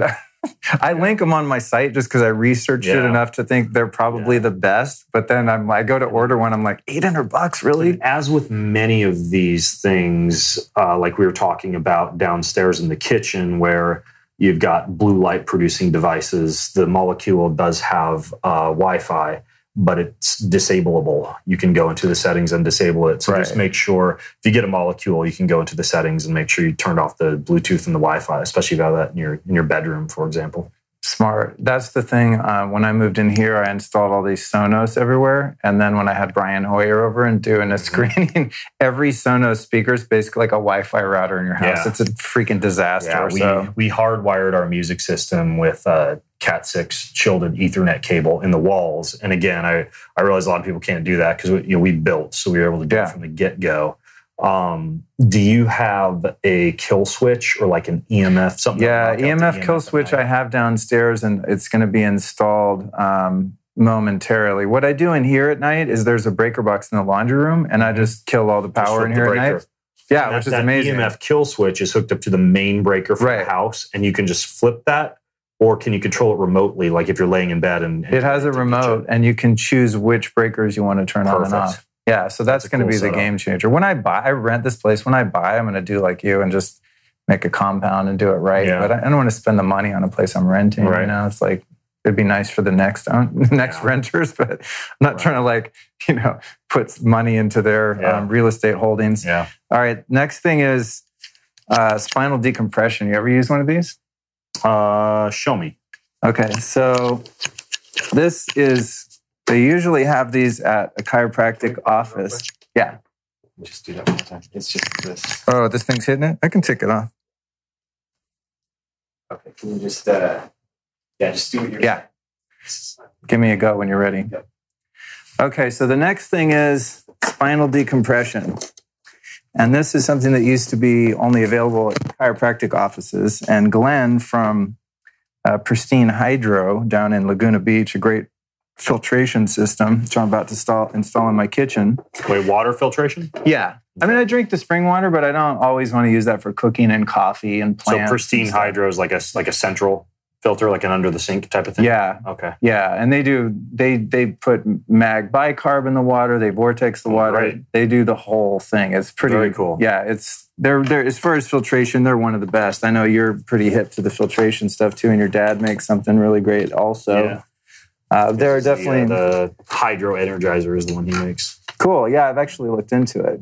So this guy, what's this thing called? It has a real name, which I forget. It's called the Home Track. The Saunders Lumbar Saunders Lumbar Home Track Deluxe. Yeah. So the way this works, it comes with the hand pump, but Glenn taught me how to hack it. So you can use an air pump, which makes it super fast. Yeah. So for people listening, it's like this platform that you're laying down on with a pump attached to it. And what's going to happen is sort of like a medieval stretching your spine. So these straps go around your hips. Gotcha, yeah. These straps go around your ribs. And it pulls your lumbar spine apart and decompresses it. Yes, this is like, okay, so and it feels I have this thing called Dr. Ho's Decompression Belt. You could like wear it on airplanes and stuff. It comes with a little handheld pump. You put the belt around your waist and you pump it up and it decompresses the spine while you're sitting on the airplane. Sick, really? Yeah. This looks like kind of an upgraded version of something like that. You want to try it? Yeah. All right, lay down right here. Which way does my head face? Head's up here. Okay. And then lay so your midsection is right in the slit there. So meaning like the space between your hip and your rib is right where this crack is. Okay. Yeah. Turn it the other way. Sure. Sit up for 1 sec. Okay. Let me flip it like that. Yeah. Okay. Okay. Cool. Okay. So this is catching your hips. You have a substantially smaller waist than I do. Yeah, it works out more. That's genetics. Oh, really? Yeah, I've just like all the boys in the Greenfield family have these like Victorian corset-like waists. That's funny. And big shoulders. So we fit into the what do they call the Adonis ratio? Quite well.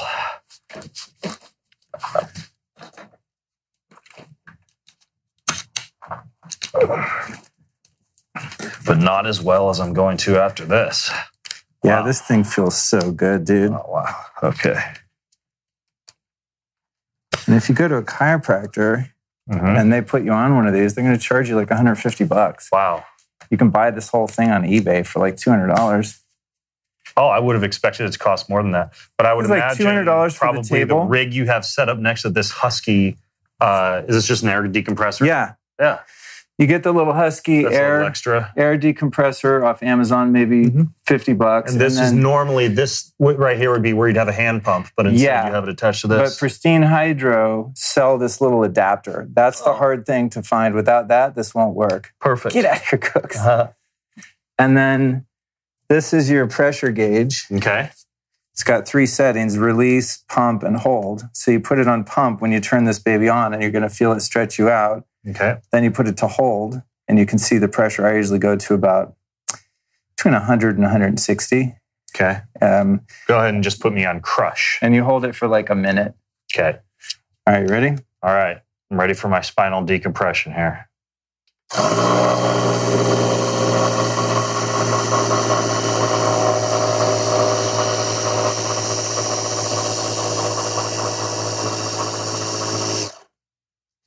I did 10 sets of 10 Hex Bar Deadlifts this morning. So this is probably perfect for Dude, post deadlifting. your workouts are nuts, bro. With so each one, sometimes I'll just do simple workouts, but they're still hard. So it was 2 minutes on Jacob's ladder, and then set of 10 hex bars, and back to Jacob's ladder to hex bars. It was back and forth Oh my for God. 10 rounds.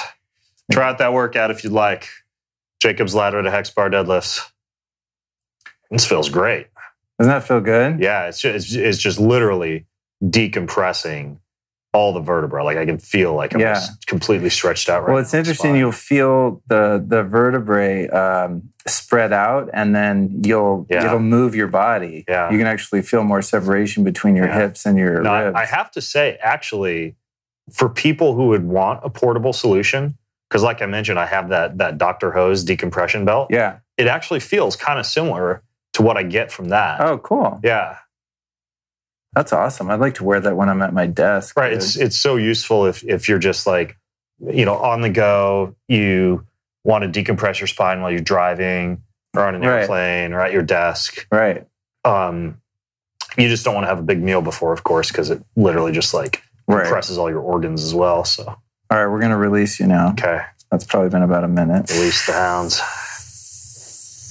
Yeah, and then it just slowly starts letting you out. So you get the unit off of like eBay, and then you contact these folks who you talked about. At Pristine Hydro, on their site under connectors. accessories or something, they have this little adapter that enables you to connect the pump to the tube that goes into the lumbar, machine. Otherwise, you have to people use with discompression and Otherwise, you have to low back you have to issues. plug yourself in and lay there and go. And then pump. Yeah, which takes forever. It's a pain in the ass. Yeah.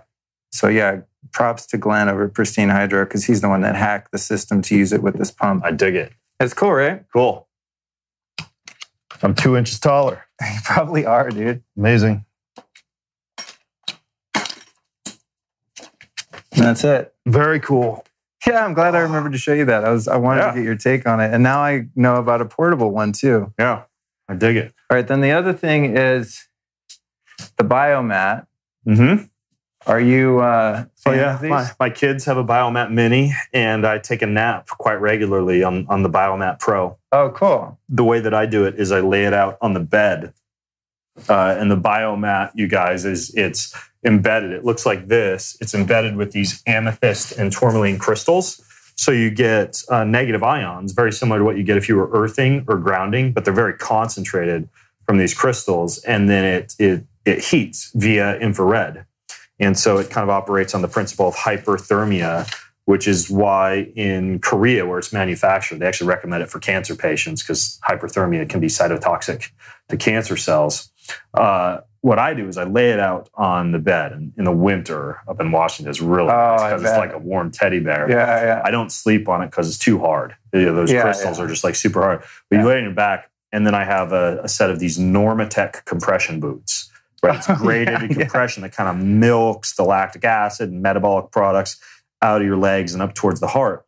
So you put on these boots, and then you lay on the biomat like this, and then the final component. And again, I realize there's the people snickering about the biohackers with all their crazy stuff, but this is better living through science. It's amazing.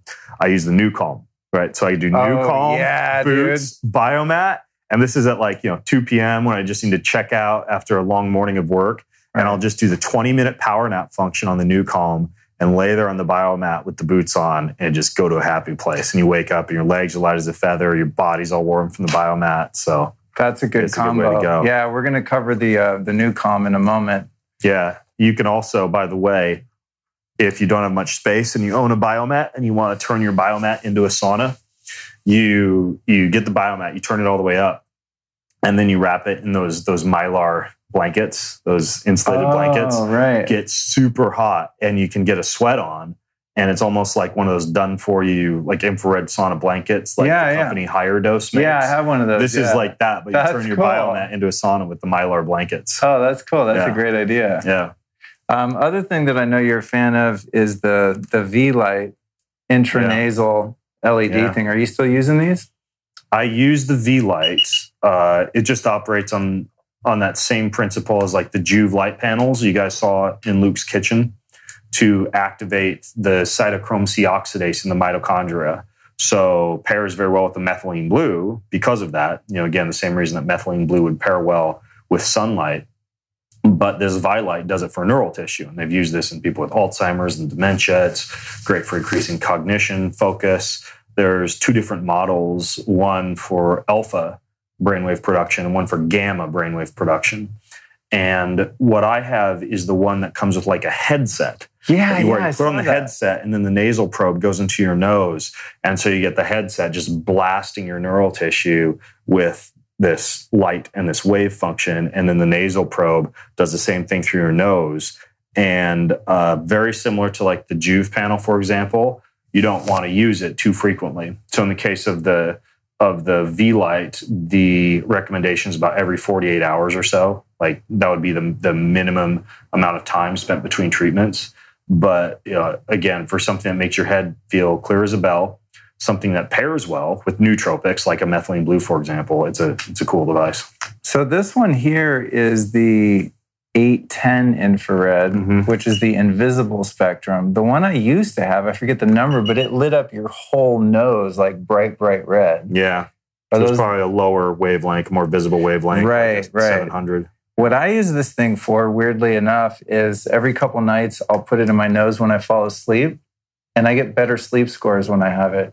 It's really, really trippy. That's cool. I've never thought of using it for that. Yeah, but the cool thing about the one that comes with the headset is you can just use the nasal part if you wanted to. Right. So you don't have to sleep with like a light helmet on your head. Yeah. I'll have to try that though. That's a cool idea. It is, because it's like, I mean, I wake up kind of like, what's this thing? And I shove it to the side, but I don't know. I fall asleep quickly and I get good sleep scores on the Aura.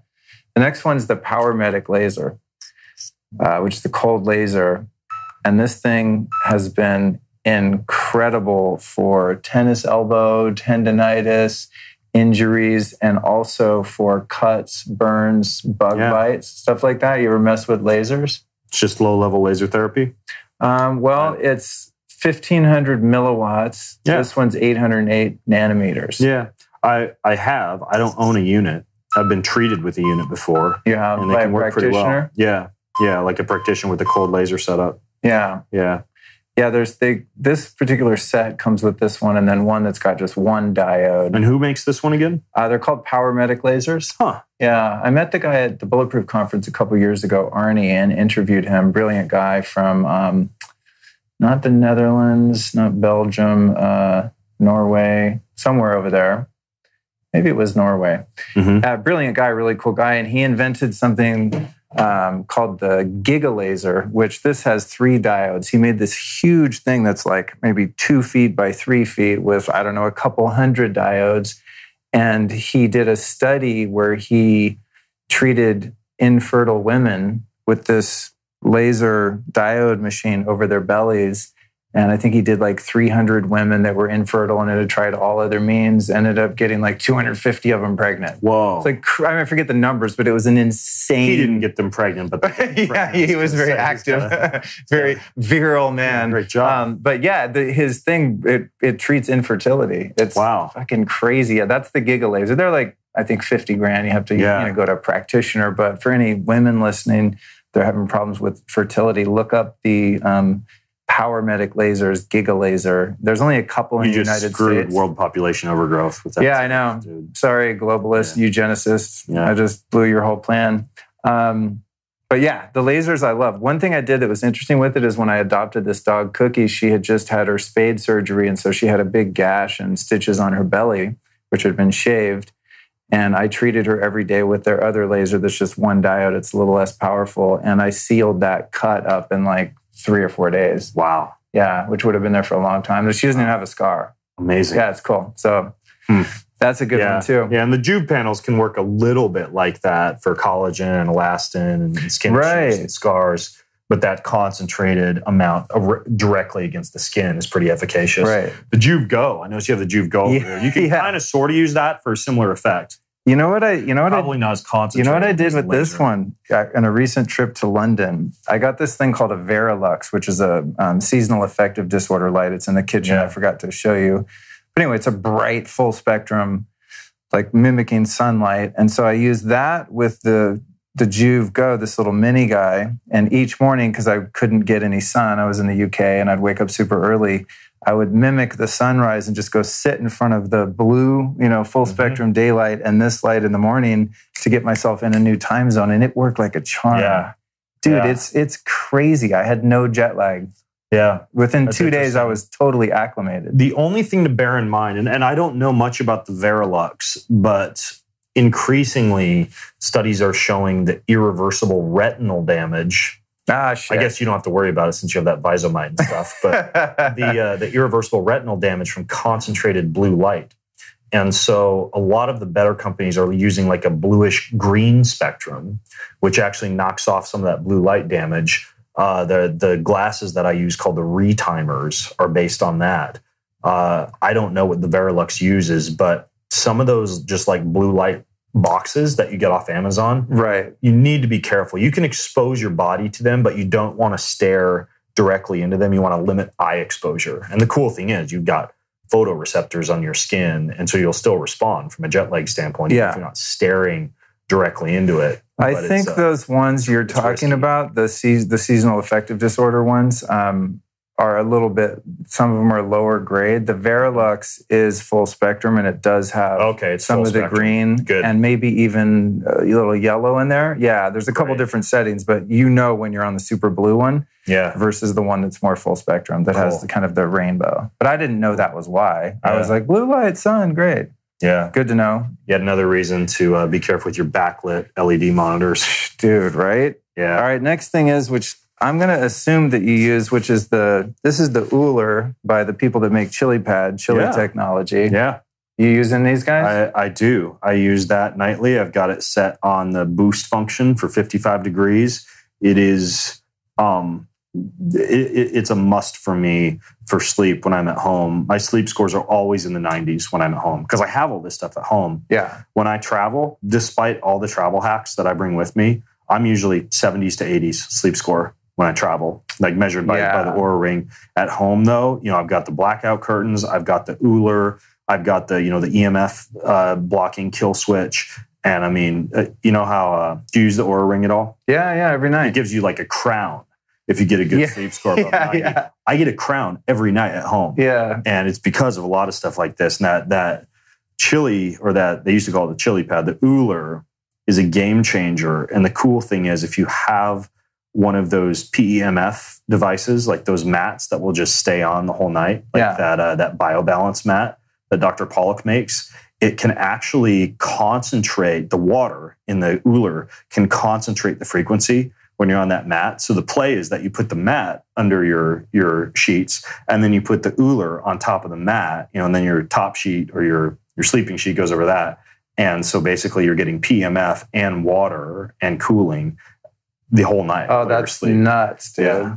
I tell you, since I got the chili pad, it's been a few years. I think when it first came out, I got it. They had a few bumps in the design, like a couple times. I had problems with the first prototype kind of that they had, but then the Uller is flawless. But dude, I'm so addicted to this thing. It's actually really hard to travel without it. I have to crank the AC on like the lowest setting in any hotel to even compete with this. I mean, so I'm staying at a guy's house down in Venice Beach, and he doesn't have AC. I open the windows at night, but I take a 2-minute cold shower before I go to bed. Right. And some people are like, oh, I was going to wake you up. You get a brief kind of like mammalian dive reflex, sympathetic response. You're mildly awake for like 5 or 10 minutes after you do it. But like for me, I have to take a cold shower before I go to bed if I'm sleeping anywhere where there's not AC. Yeah. So Uller, then when I had Brian Hoyer come out and do my EMF screening, much to my chagrin, this area right here where the bed is had a tremendous amount of geopathic stress. So like under this house, there's some ley lines or water lines or something that's causing the geopathic stress. So when he went through with those, what are those rods called? Dowsing rods. Like right when you cross, right across the middle of the bed, they go boing, and it's like just off the charts. So I got this pad from him by GeoVital. GeoVital Academy for Building Geobiology and Radiation Shielding, geovital.com. And it's a geopathic stress shielding. It's called a satellite. And so you put this thing at a diagonal angle anywhere near where there's a geopathic stress zone. I don't know how this shit works, but you go back across it with the dowsing rods and you're totally clean. So that bastard, he told me to move my bed. He didn't tell me about this. He didn't tell you about the pad. Yeah. I mean, it's kind of a pain in the ass to, move my wife wasn't going to F around with the feng shui of our bedroom. Right. Because we did have a little geopathic stress in our bedroom, not in my kid's bedroom, but in our bedroom. So that's perfect. I'll get one of those. Yeah, I mean, I'd have to move my bed over there to get away from it. And this is like where the bed's supposed to go. It's like sleeping in a little tree house. Yeah. Then the other thing is from, and I know you know this guy, Andreas, the German guy, because you have the same pants. Yeah, he makes pants and a shirt and a hat that I can travel with on the airplane. So now he made a little sleeping bag, Faraday sheet. It's not a sleeping bag because it's not thick. It's just a sheet. And so you sleep inside this like a sleeping bag, and then the whole thing closes over your head and you're completely shielded. It's super sick. Yeah, so he gave it to me. Does it breathe pretty well and stay pretty cool? I mean, without the chili pad or without the Uller, I'd be bummed. I mean, if I was in a hotel with a lot of, all the Wi-Fi signals coming in through the window, in a big city, whatever, that'd be actually a pretty good solution. I used it on an airplane. I look like a fucking nut, but I don't really care because I am a nut. Yeah. And I just Why wouldn't you just wear like his pants and his shirt on the airplane? I don't have a shirt. Okay. Yeah, he gave me the pants, and I have these great underwear called Get Lambs. Mm-hmm. It's really great EMF underwear. There's a company, Faraday, that make them too.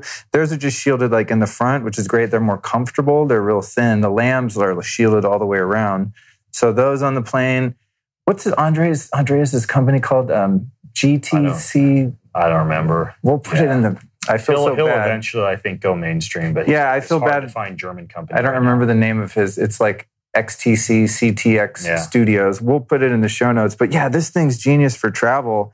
And because I have a little RF coming in ambiently and I'm single right now, I've been experimenting with sleeping with this. And it also, you can ground it if it's appropriate. It just depends on what's going on. So the way I'm going to ground it is throw a wire out the window of my bedroom into the dirt outside, and then ground this. And when there's no female in my life that I don't want to be isolated from, I've been sleeping in this thing. So if you look at this, Clint Ober at Ultimate Longevity sells...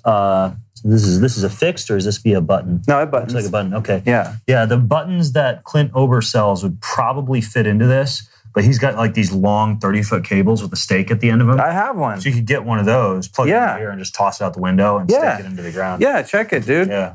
Because that's what I do at my desk, is I've got a grounding mat from Clint Ober's website, and there's just like a cable going. Yeah, exactly. So this guy right here. All you'd need is... Yeah, see, that's not going to attach, but he sells... Well, this has an alligator clip. He sells these little buttons that'll probably attach, or this... Here, check it. Yeah, so you could just like tape, as long as there's metal... There's an alligator clip that connects... Tape that, button this on. Look at This actually came with this little clip. So you could do that, and then you could go boink. Yep, perfect. And then you toss this out, put in the ground, and get grounded. Yeah, easy. Cool, right? Yeah. Neat. I mean, I'm looking forward to more people making travel shit. I'm not always going to do it at home because my room doesn't have much EMF anyway, but I've just been experimenting with my sleep scores. Yeah. Strange thing, when I installed the Somavedic units, all three of them, the first night, I slept 10 hours. Yeah. It knocked me out. Then the first few nights with this, my HRV was like 36. Normally it's around 55. This killed my HRV for the first few nights. And now my HRV is normal. Wow. And my sleep's normal because I've gotten used to the 3 Somavedics and sleeping in this. So cool. Interesting development. Mostly, I think, for travel, though. Yeah. And just to be that guy in the airplane. Yeah. The other thing that you could kind of get a similar effect with if you weren't sleeping on one of those PEMF mats would just be a grounding or an earthing mat.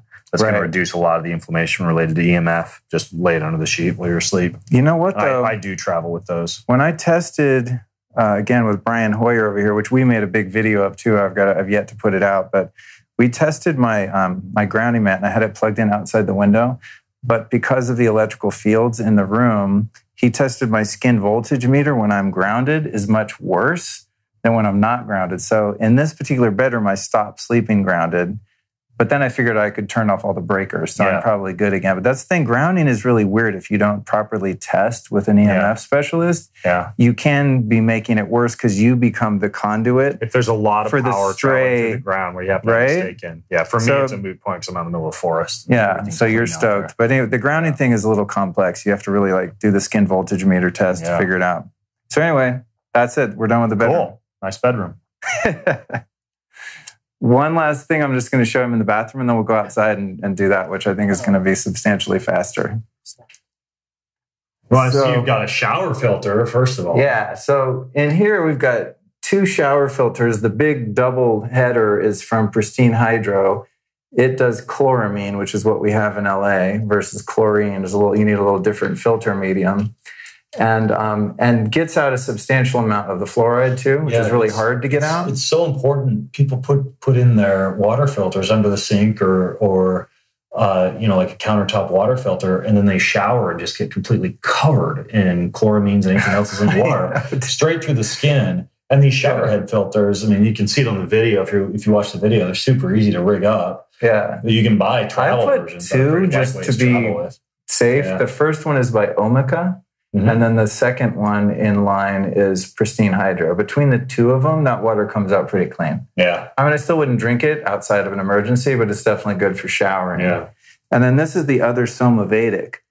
And this one has like a little less blue light than some of the other ones. This is I forget, it's like the pneumatic one, but this one is the one that's strong enough for 5G according to them. Oh, wow. And so that's why I put this one closest to the bedroom. Yeah. Yeah. Just because. Especially in LA. Yeah. It's just nuts. I mean, we don't have 5G right in this area, but this thing's been cool. And then the other thing is, which I know you have too, is the Blue Shield. Yeah, this guy right here, the Blue Shield Cube, which I have an interesting anecdotal story about this one, because with the Somavedic and the Blue Shield, to the skeptic and science-minded person, they're a bit of a tough sell, because you can come in here with an EMF meter and test the RF fields and they don't change at all on a meter if you install these.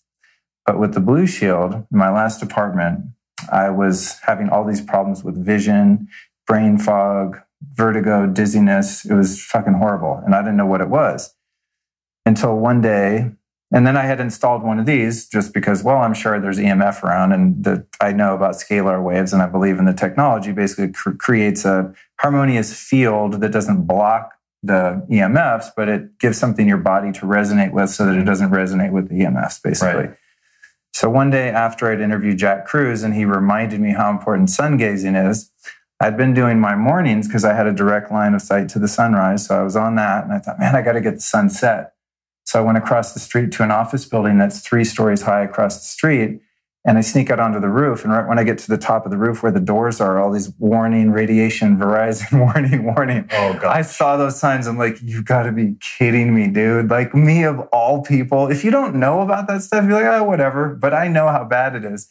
So anyway, about 100 to, well, maybe exaggerating, probably 200 yards from my bed are 2 massive multi-tower cell towers pointed right at my bedroom. And so that was what was causing all of those issues, that my vision went bad and all this stuff. And to know that the Blue Shield is not placebo, I had had the Blue Shield in my place for about 6 months before I knew I was living next to the cell towers, and all my symptoms had gone away. Wow. I didn't relate it to the Blue Shield because I didn't know the symptoms were from poisoning from the cell towers.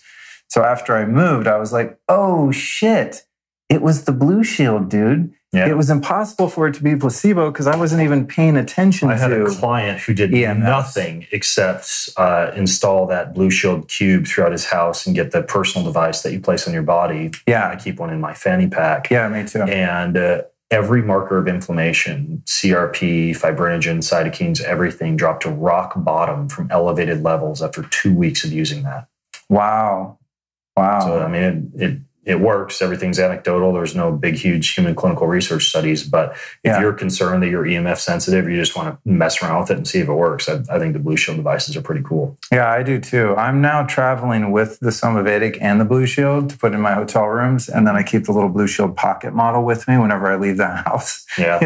I mean, a lot of this is the Joe Dispenza, Bruce Lipton, biology of belief kind of thing. Like, if you're paranoid of everything hurting you, it is hurting you. If you have a resilience and you're building your magnetic field psychologically and spiritually, you're more impervious to these things. But I just like hitting it from all angles.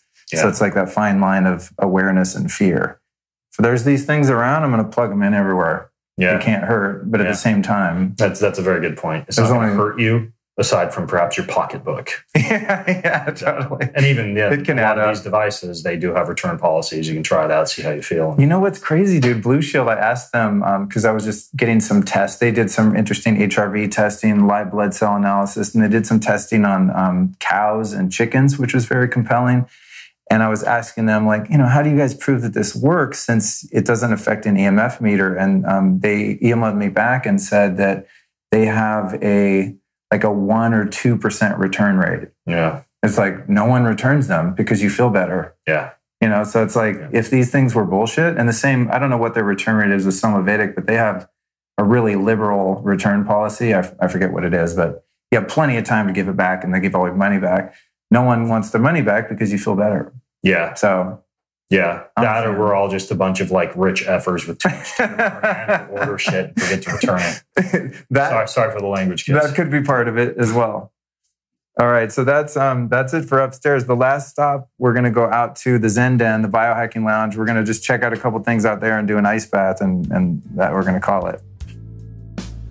We'll be right back at you after this brief but important announcement. I've known for a long time that the cannabis plant and the hemp plant are very powerful healing plants. And I was really excited to see some of the government regulations ease up over the past couple years and to be able to watch all of these CBD products flood the market. Now, that's a good thing and it's a bad thing. It's good because, wow, now we've got, the opportunity to really research this plant more, to be able to make its use more widespread and safe. You can get many products now that aren't psychoactive. However, I'd be careful with the drug tests. But anyway, you can use the cannabis plant without getting high. You can actually use it as a health product. The problem is that there's so many CBD products on the market now it's really difficult to choose the one that actually works. So my money right now is on Onda Wellness.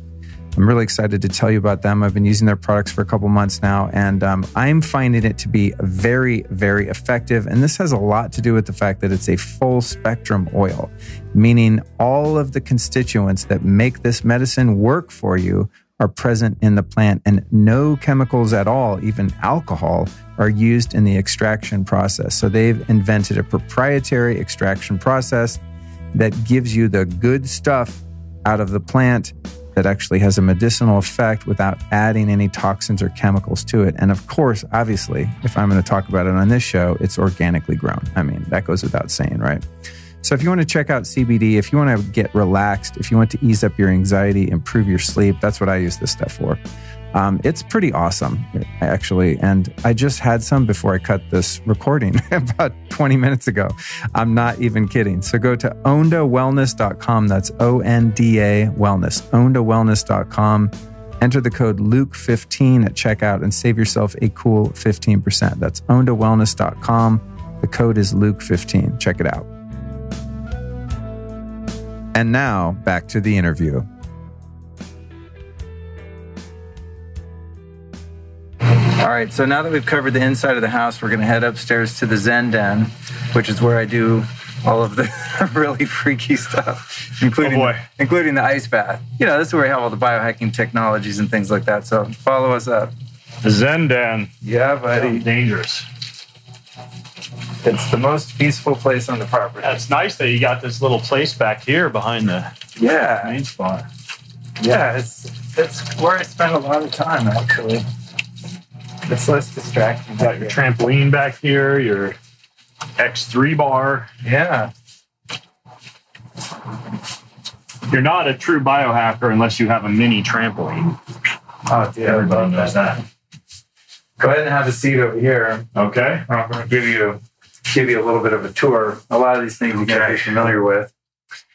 So what we've got going on up here is the Juve red light panel. Mm-hmm. With the vibe plate, because why not vibrate while you're getting your Juve on? Why not? And then this guy over here is the biocharger. Have you used this thing yet? I have used it, or I've had it used on me. I admittedly have never done a podcast on it. I haven't looked into the technology much, but it makes cool sounds and whiz-bang lights. Yeah, it uses a combination of the Tesla coil, PEMF, and also these vials here are full of noble gases. And so when you turn it on and light it up, which I might as well just do. Noble gases. Which you can also get from eating a lot of legumes. Mm-hmm. It does a little something like this. Now, normally there's there's an arc rod. That happens too. Normally there's an arc rod up on the top that actually produces a little bit of ozone. But when the arc rod's on there, it makes a lot of noise. Yeah, I was going to say, this is quieter than what I've seen before on a biocharger. As it goes through the different frequencies, it will produce a lot of noise. So I put a different setting on the top. But so right now, with what you have turned it on to, what frequency is it producing? This one is 7 hertz right at the moment. But it runs through, each recipe has all different frequencies. And so some of them are very energizing. Some of them are very calming. So what I'll do is I'll come up here and do the new calm, which now we don't have the cream and the little electrodes, but you have a little sticker dealio. Yeah, I've done a podcast with the guy from New Calm, and I still swear by that thing. And yeah, he now has the option, instead of getting the GABA cream that you put on your neck, to instead get that sticker that you place over, kind of like almost like the acupressure point on the lower arm, and it's basically embedded with the same frequencies as the GABA cream. So you get this inhibitory neurotransmitter release without having to mess around with the cream. And it knocks you on your ass. And I keep losing the discs. That's the only problem. I know. So I put this little sweatband here just to look cool and keep the disc on. And then there's an app that has these crazy ass. Yeah, the 20-minute power nap function on the New Calm is the most amazing thing ever. It knocks me out. Right? I do 2 of those in a row if I just need to check myself out and I don't have time to go to sleep, or I know I won't be able to go to sleep, and it just works amazingly.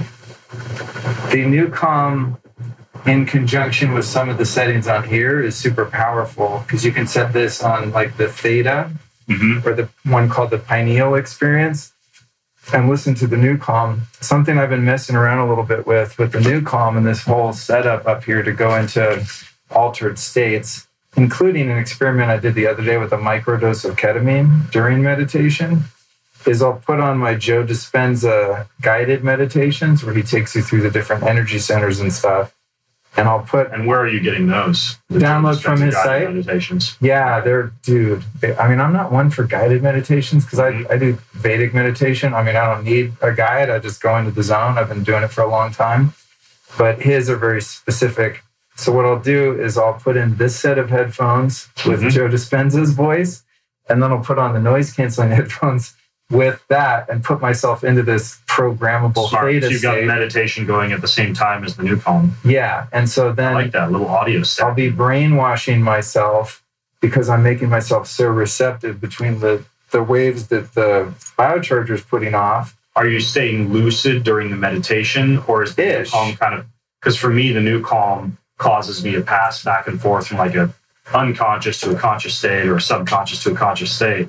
So I'd imagine you're just kind of getting osmosis. Very much, yeah. And my idea there was that if I'm putting my brain in this very programmable, in the most positive sense, theta state, that whatever information I'm exposed to is going to really stick in the subconscious. And that's why I've been experimenting putting the Dispenza meditations underneath the new calm, because I know I'm super programmable because I am in this kind of half asleep theta state, which is like my favorite feeling. That's why I love to meditate. But I thought I might as well just stack them. Yeah. Or even like I've been doing hypnotherapy and she records the sessions and those are about 20 minutes. So if I do the 20-minute New Calm nap, that's the New Calm app, which is their very specific audio programs that they have, which take like an hour to download. They're really dense files.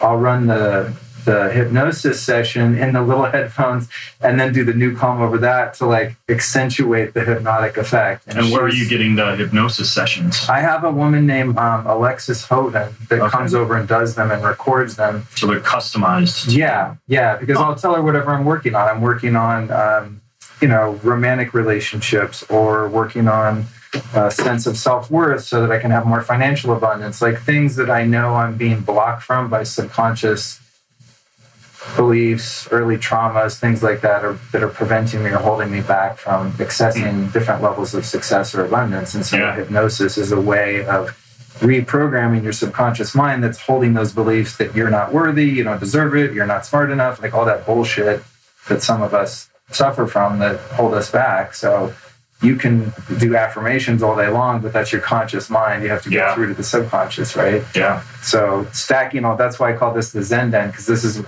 I don't do any kind of work up here. All I do in this space is all healing or just psychological or spiritual work.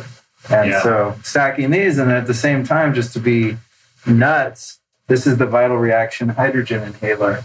Okay. And so this produces 7% hydrogen gas. And if I'm going to be sitting here anyway for 20 minutes to an hour, I'll just put this on. So a little neural anti-inflammatory effects. Exactly. Actually, really, if you're breathing it in full body, anti-inflammatory. Yeah. So it's... And who makes this hydrogen water inhaler? These are the guys in Boulder that I introduced you to via email. They also make tabs. They're called Vital Reaction. Okay. Yeah, really great company. I've been working with them for a while, and they don't make a hydrogen water machine. They do the inhaler with the cannula, or you just get the tabs and you drink it. Yeah. But they're super solid. And I've had this thing for a couple of years. I've even dropped it. It's never broken. It works every single time I turn it on. No bullshit.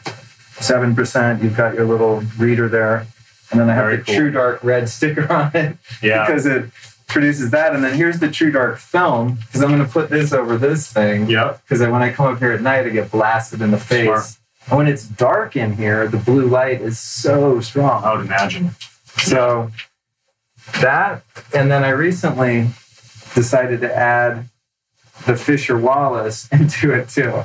So sometimes I'll do the Fisher-Wallace. So you're getting a little vagal nerve stimulation from the Fisher-Wallace, which is actually excellent for, based on their studies, decreasing your cortisol levels. Right. And that's a cool device. You use that at the same time as the Calm? Yeah. Wow. This with the new Calm, with the Joe Dispenza, with this on the theta frequencies. That's a lot of things. It's self-experimentation, and like we were saying earlier, like, can you live a happy life without all this bullshit? Oh my God, totally. Yeah. Just meditate for 20 minutes, get some sun, have a good life. But it's my hobby. It's like, yeah, it's fun to experiment. That's what shocked me. This yeah. Oh wow. Yeah, don't touch metal when that's on. Oh wow, good to know. It's fun to experiment with this stuff, and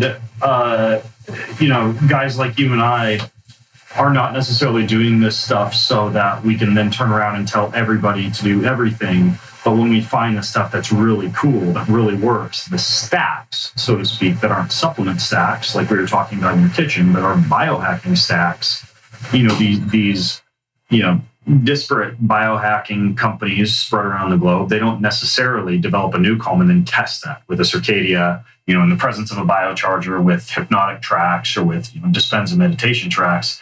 But what's cool is, then there's, I guess, more or less almost like pioneers like you and I who will dig into this stuff and turn around to people and say, yo, we just found something really cool. Where you can combine all this stuff together, the vibration platform with the infrared, or your Faraday protection cage in there in the bedroom with the grounding cable. And I think this stuff's a ton of fun to experiment with and just figure out what stacks effectively. I think for me, it's like if I'm going to sit here for 20 minutes and spend time doing something and there's 10 things sitting here, right, I might as well just plug in all 10 things. It's smart from a time efficiency standpoint. It's the same amount of time. I'm typing articles on my desk. I've got the Juve light on. I've got the NanoVi on. I'm on a grounding mat. I've got an essential oil diffuser going, and I'm like wearing the V light. And it's wonderful to be able to be productive at the same time, working on an article or talking on the phone and enhancing my body simultaneously, shutting down inflammation, fighting that uphill battle effectively that we all have to fight in this post-industrialized era. We're bombarded with Wi-Fi and the cell towers that you experienced, and the toxins and the rocket fuel from walking onto the airplane and the brake dust from the highways. It's just nice to be able to mitigate some of those things we experience when we are living in a modern world, and we're not necessarily privileged with being able to have a career and provide for our families while living on a pristine Himalayan mountaintop, right? So we use a lot of this stuff to help us out. Well said. So that's pretty much it for up here. Other than that, we've got the clear light sauna. Mm-hmm. And then also what I did is I put one of the smaller sauna space infrared lights inside the clear light. Is that pretty heat stable? You're not concerned? Oh yeah, it's very heat stable. These are the hand blown glass. It's quite thick. I've left it in here for over an hour. Oh wow! And it's also got a protective even with your case. Sauna jacked up to 158. Or the highest setting. Huh. Yeah, I mean, it's got a protective thing, and you got to be careful not to touch this. It'll burn the shit out of you and brand you like a cow. Yeah. But I'll use this on the old testes. Yeah. On the thyroid, different spot checks, tendinitis, stuff like that. And it also just helps to heat it up. Cool. I did get a warning from Clearlight being like, oh, don't put stuff in our sauna because it could break. But I checked with Sauna Space. They're like, nope, these bulbs are hot enough on their own. If they were going to break, they break just from having it on. And so the ambient heat in here doesn't really heat the air. It heats your tissue. Good to know. Yeah. I've had no problems. I had a bulb explode in my Clearlight, but it may not have been a Sauna Space. I don't recall which brand I had in there, but I did have a bulb explode at one point. I doubt it was, based on talking to Brian, the owner, about this. He's like, dude, the glass on those things is so thick that thing heats up so much hotter than your sauna. Yeah. If it was going to break, it would break itself. Cool. And then this one down here, I'll let you move off. This one down here is 4 of the Sauna Space incandescent bulbs. Yeah, this thing is really great. So what I'll do when I'm doing breath work on the sheepskin here is I'll crank this guy up as a little precursor to doing an ice bath or just getting some blood flow, or even just the red light therapy at night. This Cookie likes it too, you can tell. She loves being in the sauna. Yeah. Yeah, she'll go in, and then I know when she starts to pant, I go, okay, outside. And she was like, yeah, I'm done. But she loves the red light, and she loves the sauna. So yeah, that's it for in here. I like the Zen Den. It's a good setup. All right, I'm going to throw my shorts on, and we'll get in this ice bath. All right.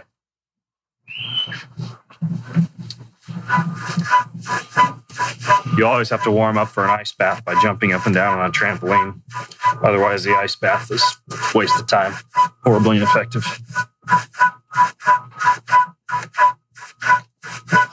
It's a great way to put on a lot of muscle and get jacked. Jump up and down on a trampoline. I'm joking, but it's good for lymph flow. I have one in my living room close to my office. In between when I'm taking breaks from work, I'll just jump up and down for a little while just to get some blood flowing. All right. Okay. So, you ready? Rock and roll. Okay, so here we are at the homemade ice bath. Now, for complete plans on this ice bath, you can Google Luke Ben Greenfield ice bath, and I sent him all of the plans. I have all the plans published on my website. Yours and Rick Rubin's set up. And I also, I don't know if I told you this, you have a shout out in my new book, because I put some of the stuff in there too and talk about your setup. So, thanks, dude. I appreciate that. Yeah, there's a new company I'm looking into now called Morozco Forge that does like a 31 to 32 degree ice bath that stays at that temperature, even like 110 degrees of ambient. Oh, that's so awesome. It's like a unit like this they ship to your house. So this guy here looks a lot cooler from the outside because I had my handyman build a case. But inside you have a Sears chest freezer. And I just filled it up. So it's only at about 47 right now. Usually I keep it at 35 to 40. But I changed the water yesterday because I knew I had company. They'll still get your attention. And then I put a copper ground wire in it that's screwed into the ground with a big corkscrew stainless steel plug so that you're grounded while you're in here. Another important thing, let me step beside you here, Ben. Yeah. Another important thing about it to regulate the temperature is to have it on a timer, which is like a Christmas light timer. But you always want to make sure it's turned off before you get in. You don't want to get in something electric with water in it. Super important. So you can tell it's on because the light will be on or off. So as long as I have it on timer, mine's set to come on like 3 or 4 hours in the middle of the night, and that keeps it at the right temperature. And other than that, it's like a one and done. Cool. And then you clean with, what do you do, food grade hydrogen peroxide? You know what I do to clean it? Sometimes I bring my ozone generator up here and I dip the water ozonator in there and I'll run it for like an hour. Yeah. But I had this old stuff. This is like some old school, like raw food vegan era shit from the early 2000s that ended up probably going bankrupt. It's called Adya Clarity. And this is what people were using back in the day to purify drinking water. Cool. And then it came out that it was really unsafe.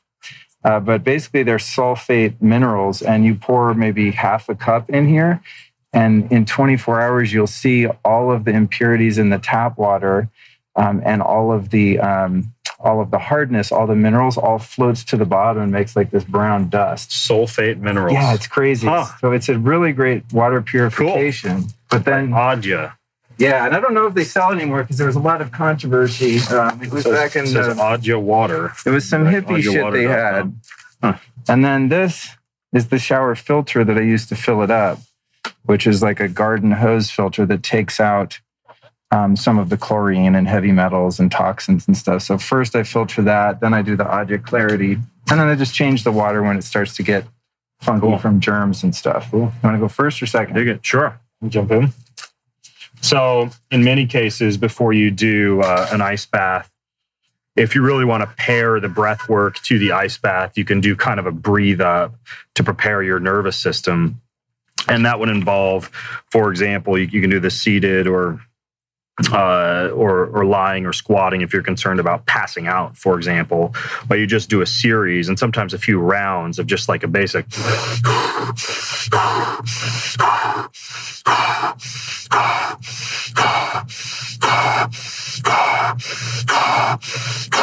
You can do about 30 breaths.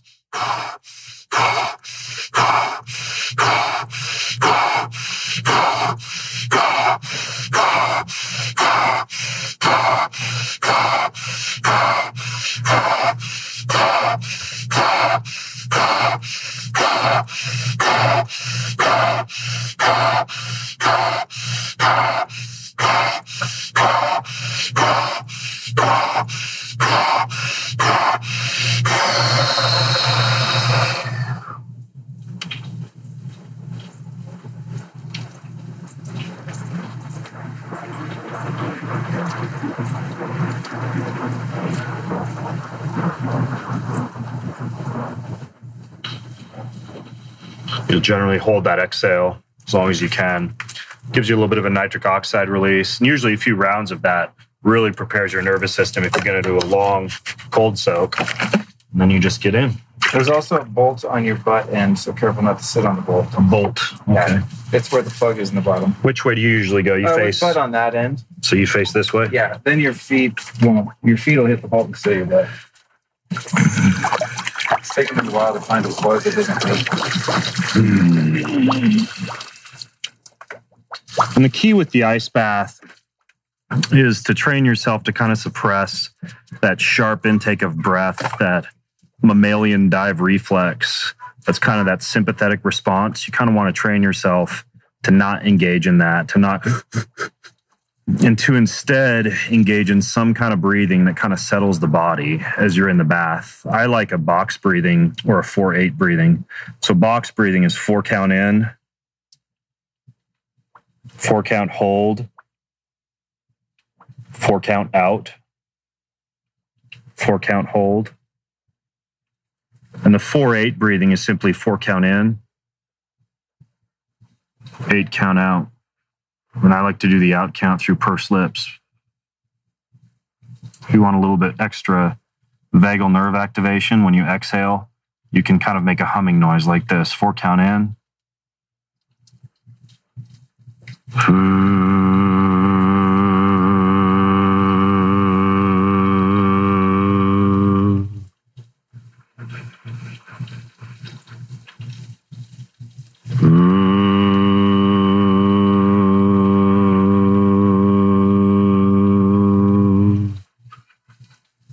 Because the ice bath is going to help with your nervous system tone as it is, but humming, chanting, singing, gargling, all of that will enhance it a little bit. And then if you can, you always want to get the face under, because that's where you get the most amount of cranial nerve and vagal nerve activation.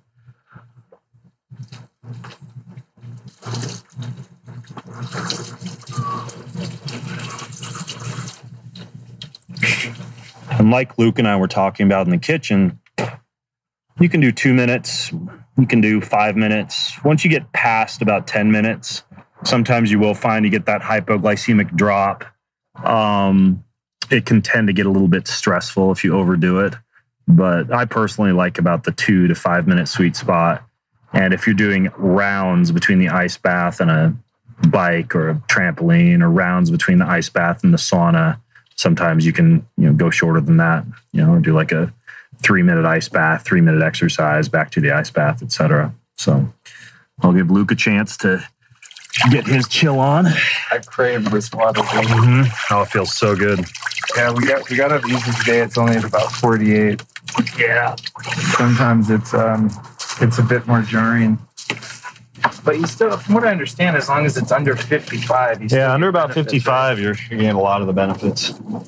But I think you really nailed the main point, and that is to keep your breath regulated. Yeah. I find most people that aren't used to this, when they get in there instinctively, I mean, it's grit the teeth, tighten the jaw. It's funny too, because like I've dunked really tough fucking guys in this thing, just big ripped burly men's men, and they get in here. Yeah. It always cracks me up. Like muscularity, fitness, etc., is not necessarily synonymous with vagal nerve tone or the ability to be able to quickly activate the parasympathetic nervous system. And just because you're yang doesn't mean you're zen. Right. And I'm halfway joking. I'm not trying to like clown, because that would be obvious that I'm jealous that I'm not a huge ripped beast of a man. But it's just funny. Like, you think, oh, someone's really tough, and then you get them in here and you're like, whoa, dude, why is this so hard? But it's just that you have to tone your nervous system in order to handle different types of stress, whether it's, having a confrontational negotiation at work, or disagreement with or someone you're having a relationship with, or getting an ice bath. It's all the same nervous system that freaks out. Right. And the same techniques work to calm your nervous system no matter what the external stressor is. Yeah. And so this is a good teacher for me to learn how to breathe. Yeah. 'Cause if you get in here and you just, even one or two of those right when I get in. I mean, today it's not very cold. It's 48, so it's kind of refreshing. But when it's 35, yeah, I'll still get that when I get in for a second. But if I take a couple deep breaths, I get this really calm, meditative state. Yeah, the more stressed you are too on any given day, the more difficult that ice bath is, just because it's that much more tricky to downregulate the sympathetic nervous system.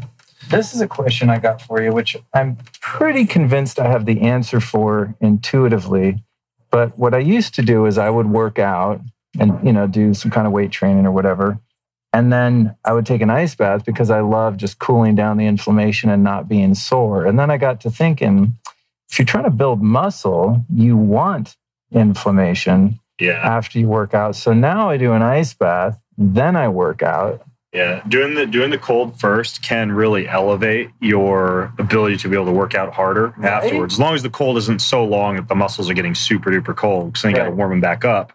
Cold after is only going to blunt the muscle building response if it is significant. 10 minutes or longer is sufficient to drop the muscle temp enough to where you don't get that inflammatory response.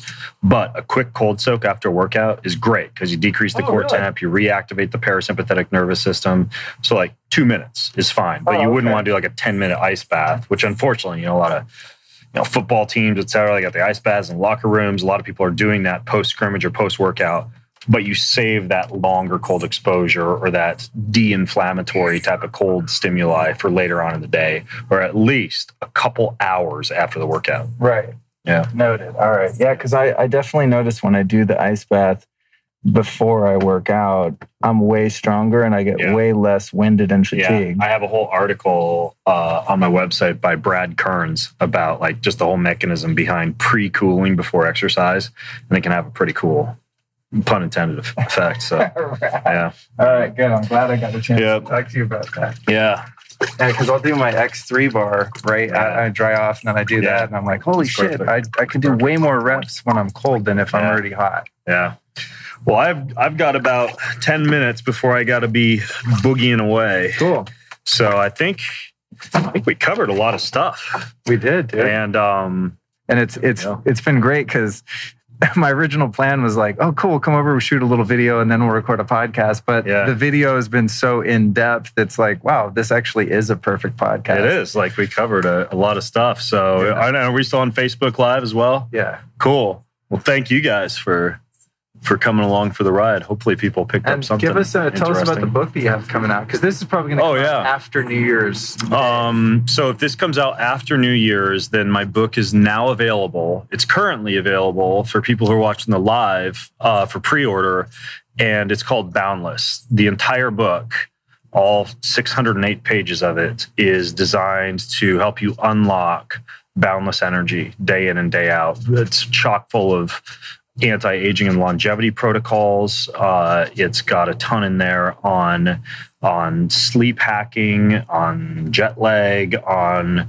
immune system, on mold, mycotoxins, Lyme.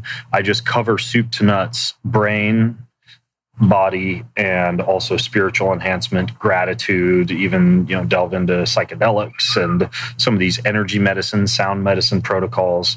And it's all available right now at boundlessbook.com. Well, thanks for coming by, man. This is the ultra hang. This is the kind of shit that I like to do when I have a guest come by. I dig it. So thanks for joining me. It's way better than just sitting around stuffing our faces with Caesar salad and having a coffee or whatever. Goddamn right. Yeah. All right. Cool. Thanks, Ben. Thanks, you guys.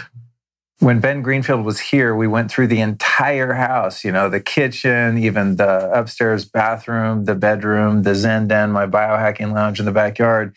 And I covered like every biohack that I do. And then when he left, I realized we didn't come in here to the podcast studio because we basically made a podcast inadvertently by talking about all the stuff in the house. And we forgot one device that I'm a huge fan of and I use literally every single day. That's why I have this funny medical cannula up my nose. It's called the NanoVi by Eng3. And the way this thing works is you put distilled water in this little bottle and this magical machine turns it into something called exclusion zone water that you then inhale. So it's a very fine water mist. It looks a little something like this. And the net effect of this is a really powerful antioxidant and anti-inflammatory. So there's different things in life that cause oxidative stress, being around EMFs, exercising, emotional stress, any kind of stress to your body or mind causes oxidation or oxidative stress. And the NanoVi, when you breathe it, reduces dramatically the oxidative stress and the inflammation. So even when I take like long road trips in my car, I take the NanoVi and I plug it in my car and I just breathe it as I go. What that really means in a non-scientific term is just that you have more energy. So I usually keep this thing on my desk. And when I'm sitting on my desk, maybe 2 or 3 times a day when I'm doing a lot of work, I'll just sit there and inhale this thing while I'm working at my desk. And this is just red because you can change the color of light. And when I use it at night, I don't want blue light shining out of there. So that's why it's red, but that's just clear water. And you can tell that it's going by just taking it out of your nose, and you can kind of feel the air, which is this water mist coming out of it. And the thing that I like about therapies like this is that they're passive, meaning you don't have to dedicate time and energy to go do it. In other words, I'm going to be sitting at my desk anyway. I might as well be reducing the oxidative stress that I'm experiencing while I'm there. So it's really kind of a no-brainer.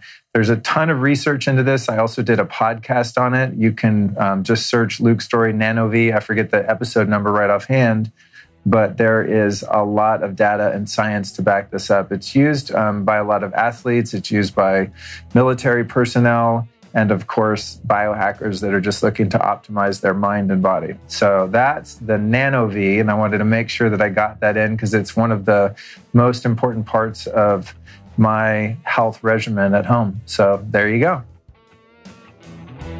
I told you guys this episode was going to blow your mind. If you made it to the end, you're a diehard because Ben and I went so deep on this episode. I want to encourage you to watch the video on YouTube. Just get to my YouTube channel and you'll find the video there. Again, you're definitely going to want to check out the show notes over at lukestory.com/podcast. Just look for the Ben Greenfield episode and you'll find it there with clickable links and tons of great discounts. So it was really a great privilege to be able to have Ben come over to the house and just teach me so much stuff and teach him a few things. Just a very cool hang. Speaking of cool, I want to thank our show sponsors. We've got some great CBD from Onda Wellness. You can go to ondawellness.com. The code there's Luke15 to save 15%. That's Onda Wellness. I'm in Costa Rica right now traveling. I took the Onda Wellness CBD on the whole flight just to stay chill. I took copious amounts of it last night. I slept a solid 10 hours and they helped a lot. Then my Raw Optics glasses, I brought those with me on this trip too. My blue blockers, you can go to rawoptics.com. That's R-A Optics, rawoptics.com. The code there's Lifestylist for 10% off. And then my friends over at Juve, you can go to juve.com/Luke and get a special gift over there. This Friday, I'll be back at you with a solo show, treating viruses, finding your tribe, brain mapping, and neuroplasticity. All of the questions I answer on that solo show are taken from the private Facebook group. Join the group, ask questions. I will answer it most likely, unless it's just an uninteresting question or one that's already been answered. I will answer it on a future solo show. So go to Facebook, search the Lifestylist Podcast, request to join, come in, join the party. So this was our Christmas show. Merry Christmas to you. And we'll be having a New Year's Eve show with a very special guest by the name of Gabby Bernstein. So here's what you got to do, guys. You got to make sure you subscribe to this podcast. So as you hear my voice right now, literally, here's what I want you to do. Please do this. You'll understand why in a moment. Reach down to the app, look for the word subscribe and click it. If you subscribe to the podcast, it really helps me because it helps my show be more searchable in iTunes. The more people subscribe, the more visible they make your show in the algorithm. So it's a really great way to support me and the work that I'm doing here. It's also a great way to support yourself because every episode that I release will be automatically downloaded to your app, so you don't have to refresh it and go look for missing episodes. So every Tuesday and even often on Fridays and sometimes Sundays when I put out bonus shows, you're going to get pinged and you're going to get new episodes of this here podcast. So as we bring this year almost to an end. I want to thank you so much for joining me. And I'm just having a blast doing this. You know, I'm doing some field recordings here in Costa Rica for the next week at Soltara Center, doing some ayahuasca ceremonies, etc. That's something I'll be releasing in the next few months as I come back and integrate and do a full-on report on that. So traveling around the world, having experiences and sharing them with you is just such a pleasure. Getting guys like Ben to come over to my house and just geek out and be able to make inspiring and educational content out of those geek outs is really such a gift. And I'm just incredibly grateful to be doing the work that I'm doing. I'm working really hard for you. I'm doing my very best to bring the most life-changing podcast on the planet to you. And I really appreciate your support and subscribing and sharing this with a friend. I mean, after all, tomorrow is Christmas Day. So what better gift that doesn't cost you any money than to just text like 5 of your friends and be like, yo, here's the dopest podcast ever. It's going to change your life. These two guys geek out so hard on all. I don't think there's been an episode ever in the history of podcasting that has geeked out this hard on health and biohacking. So if you know someone that's into that, send it their way. I'm really looking forward to doing some more great events in 2020. Wait. What is it? Yeah, 2020. That's right. The events are as follows so far, although there will be more. I'm working on some retreats and all kinds of fun stuff. But I'll be speaking at Paleo FX April 24th through 26th in Austin, Texas. And I'm guessing our guest Ben Greenfield is probably going to be there too, as he normally is. Then I'll be speaking at Meet Delic in Los Angeles, May 2nd and 3rd. That is a psychedelic symposium of sorts. It's going to be epic. I'm really excited about that. To get into any of my upcoming events, just go to lukestory.com/events and all of the tickets and information will be there. All right. Merry Christmas. Have an incredible holiday. And I can't wait to bring you Gabby Bernstein on New Year's Eve and then carry us into the new year with tons of great episodes to follow.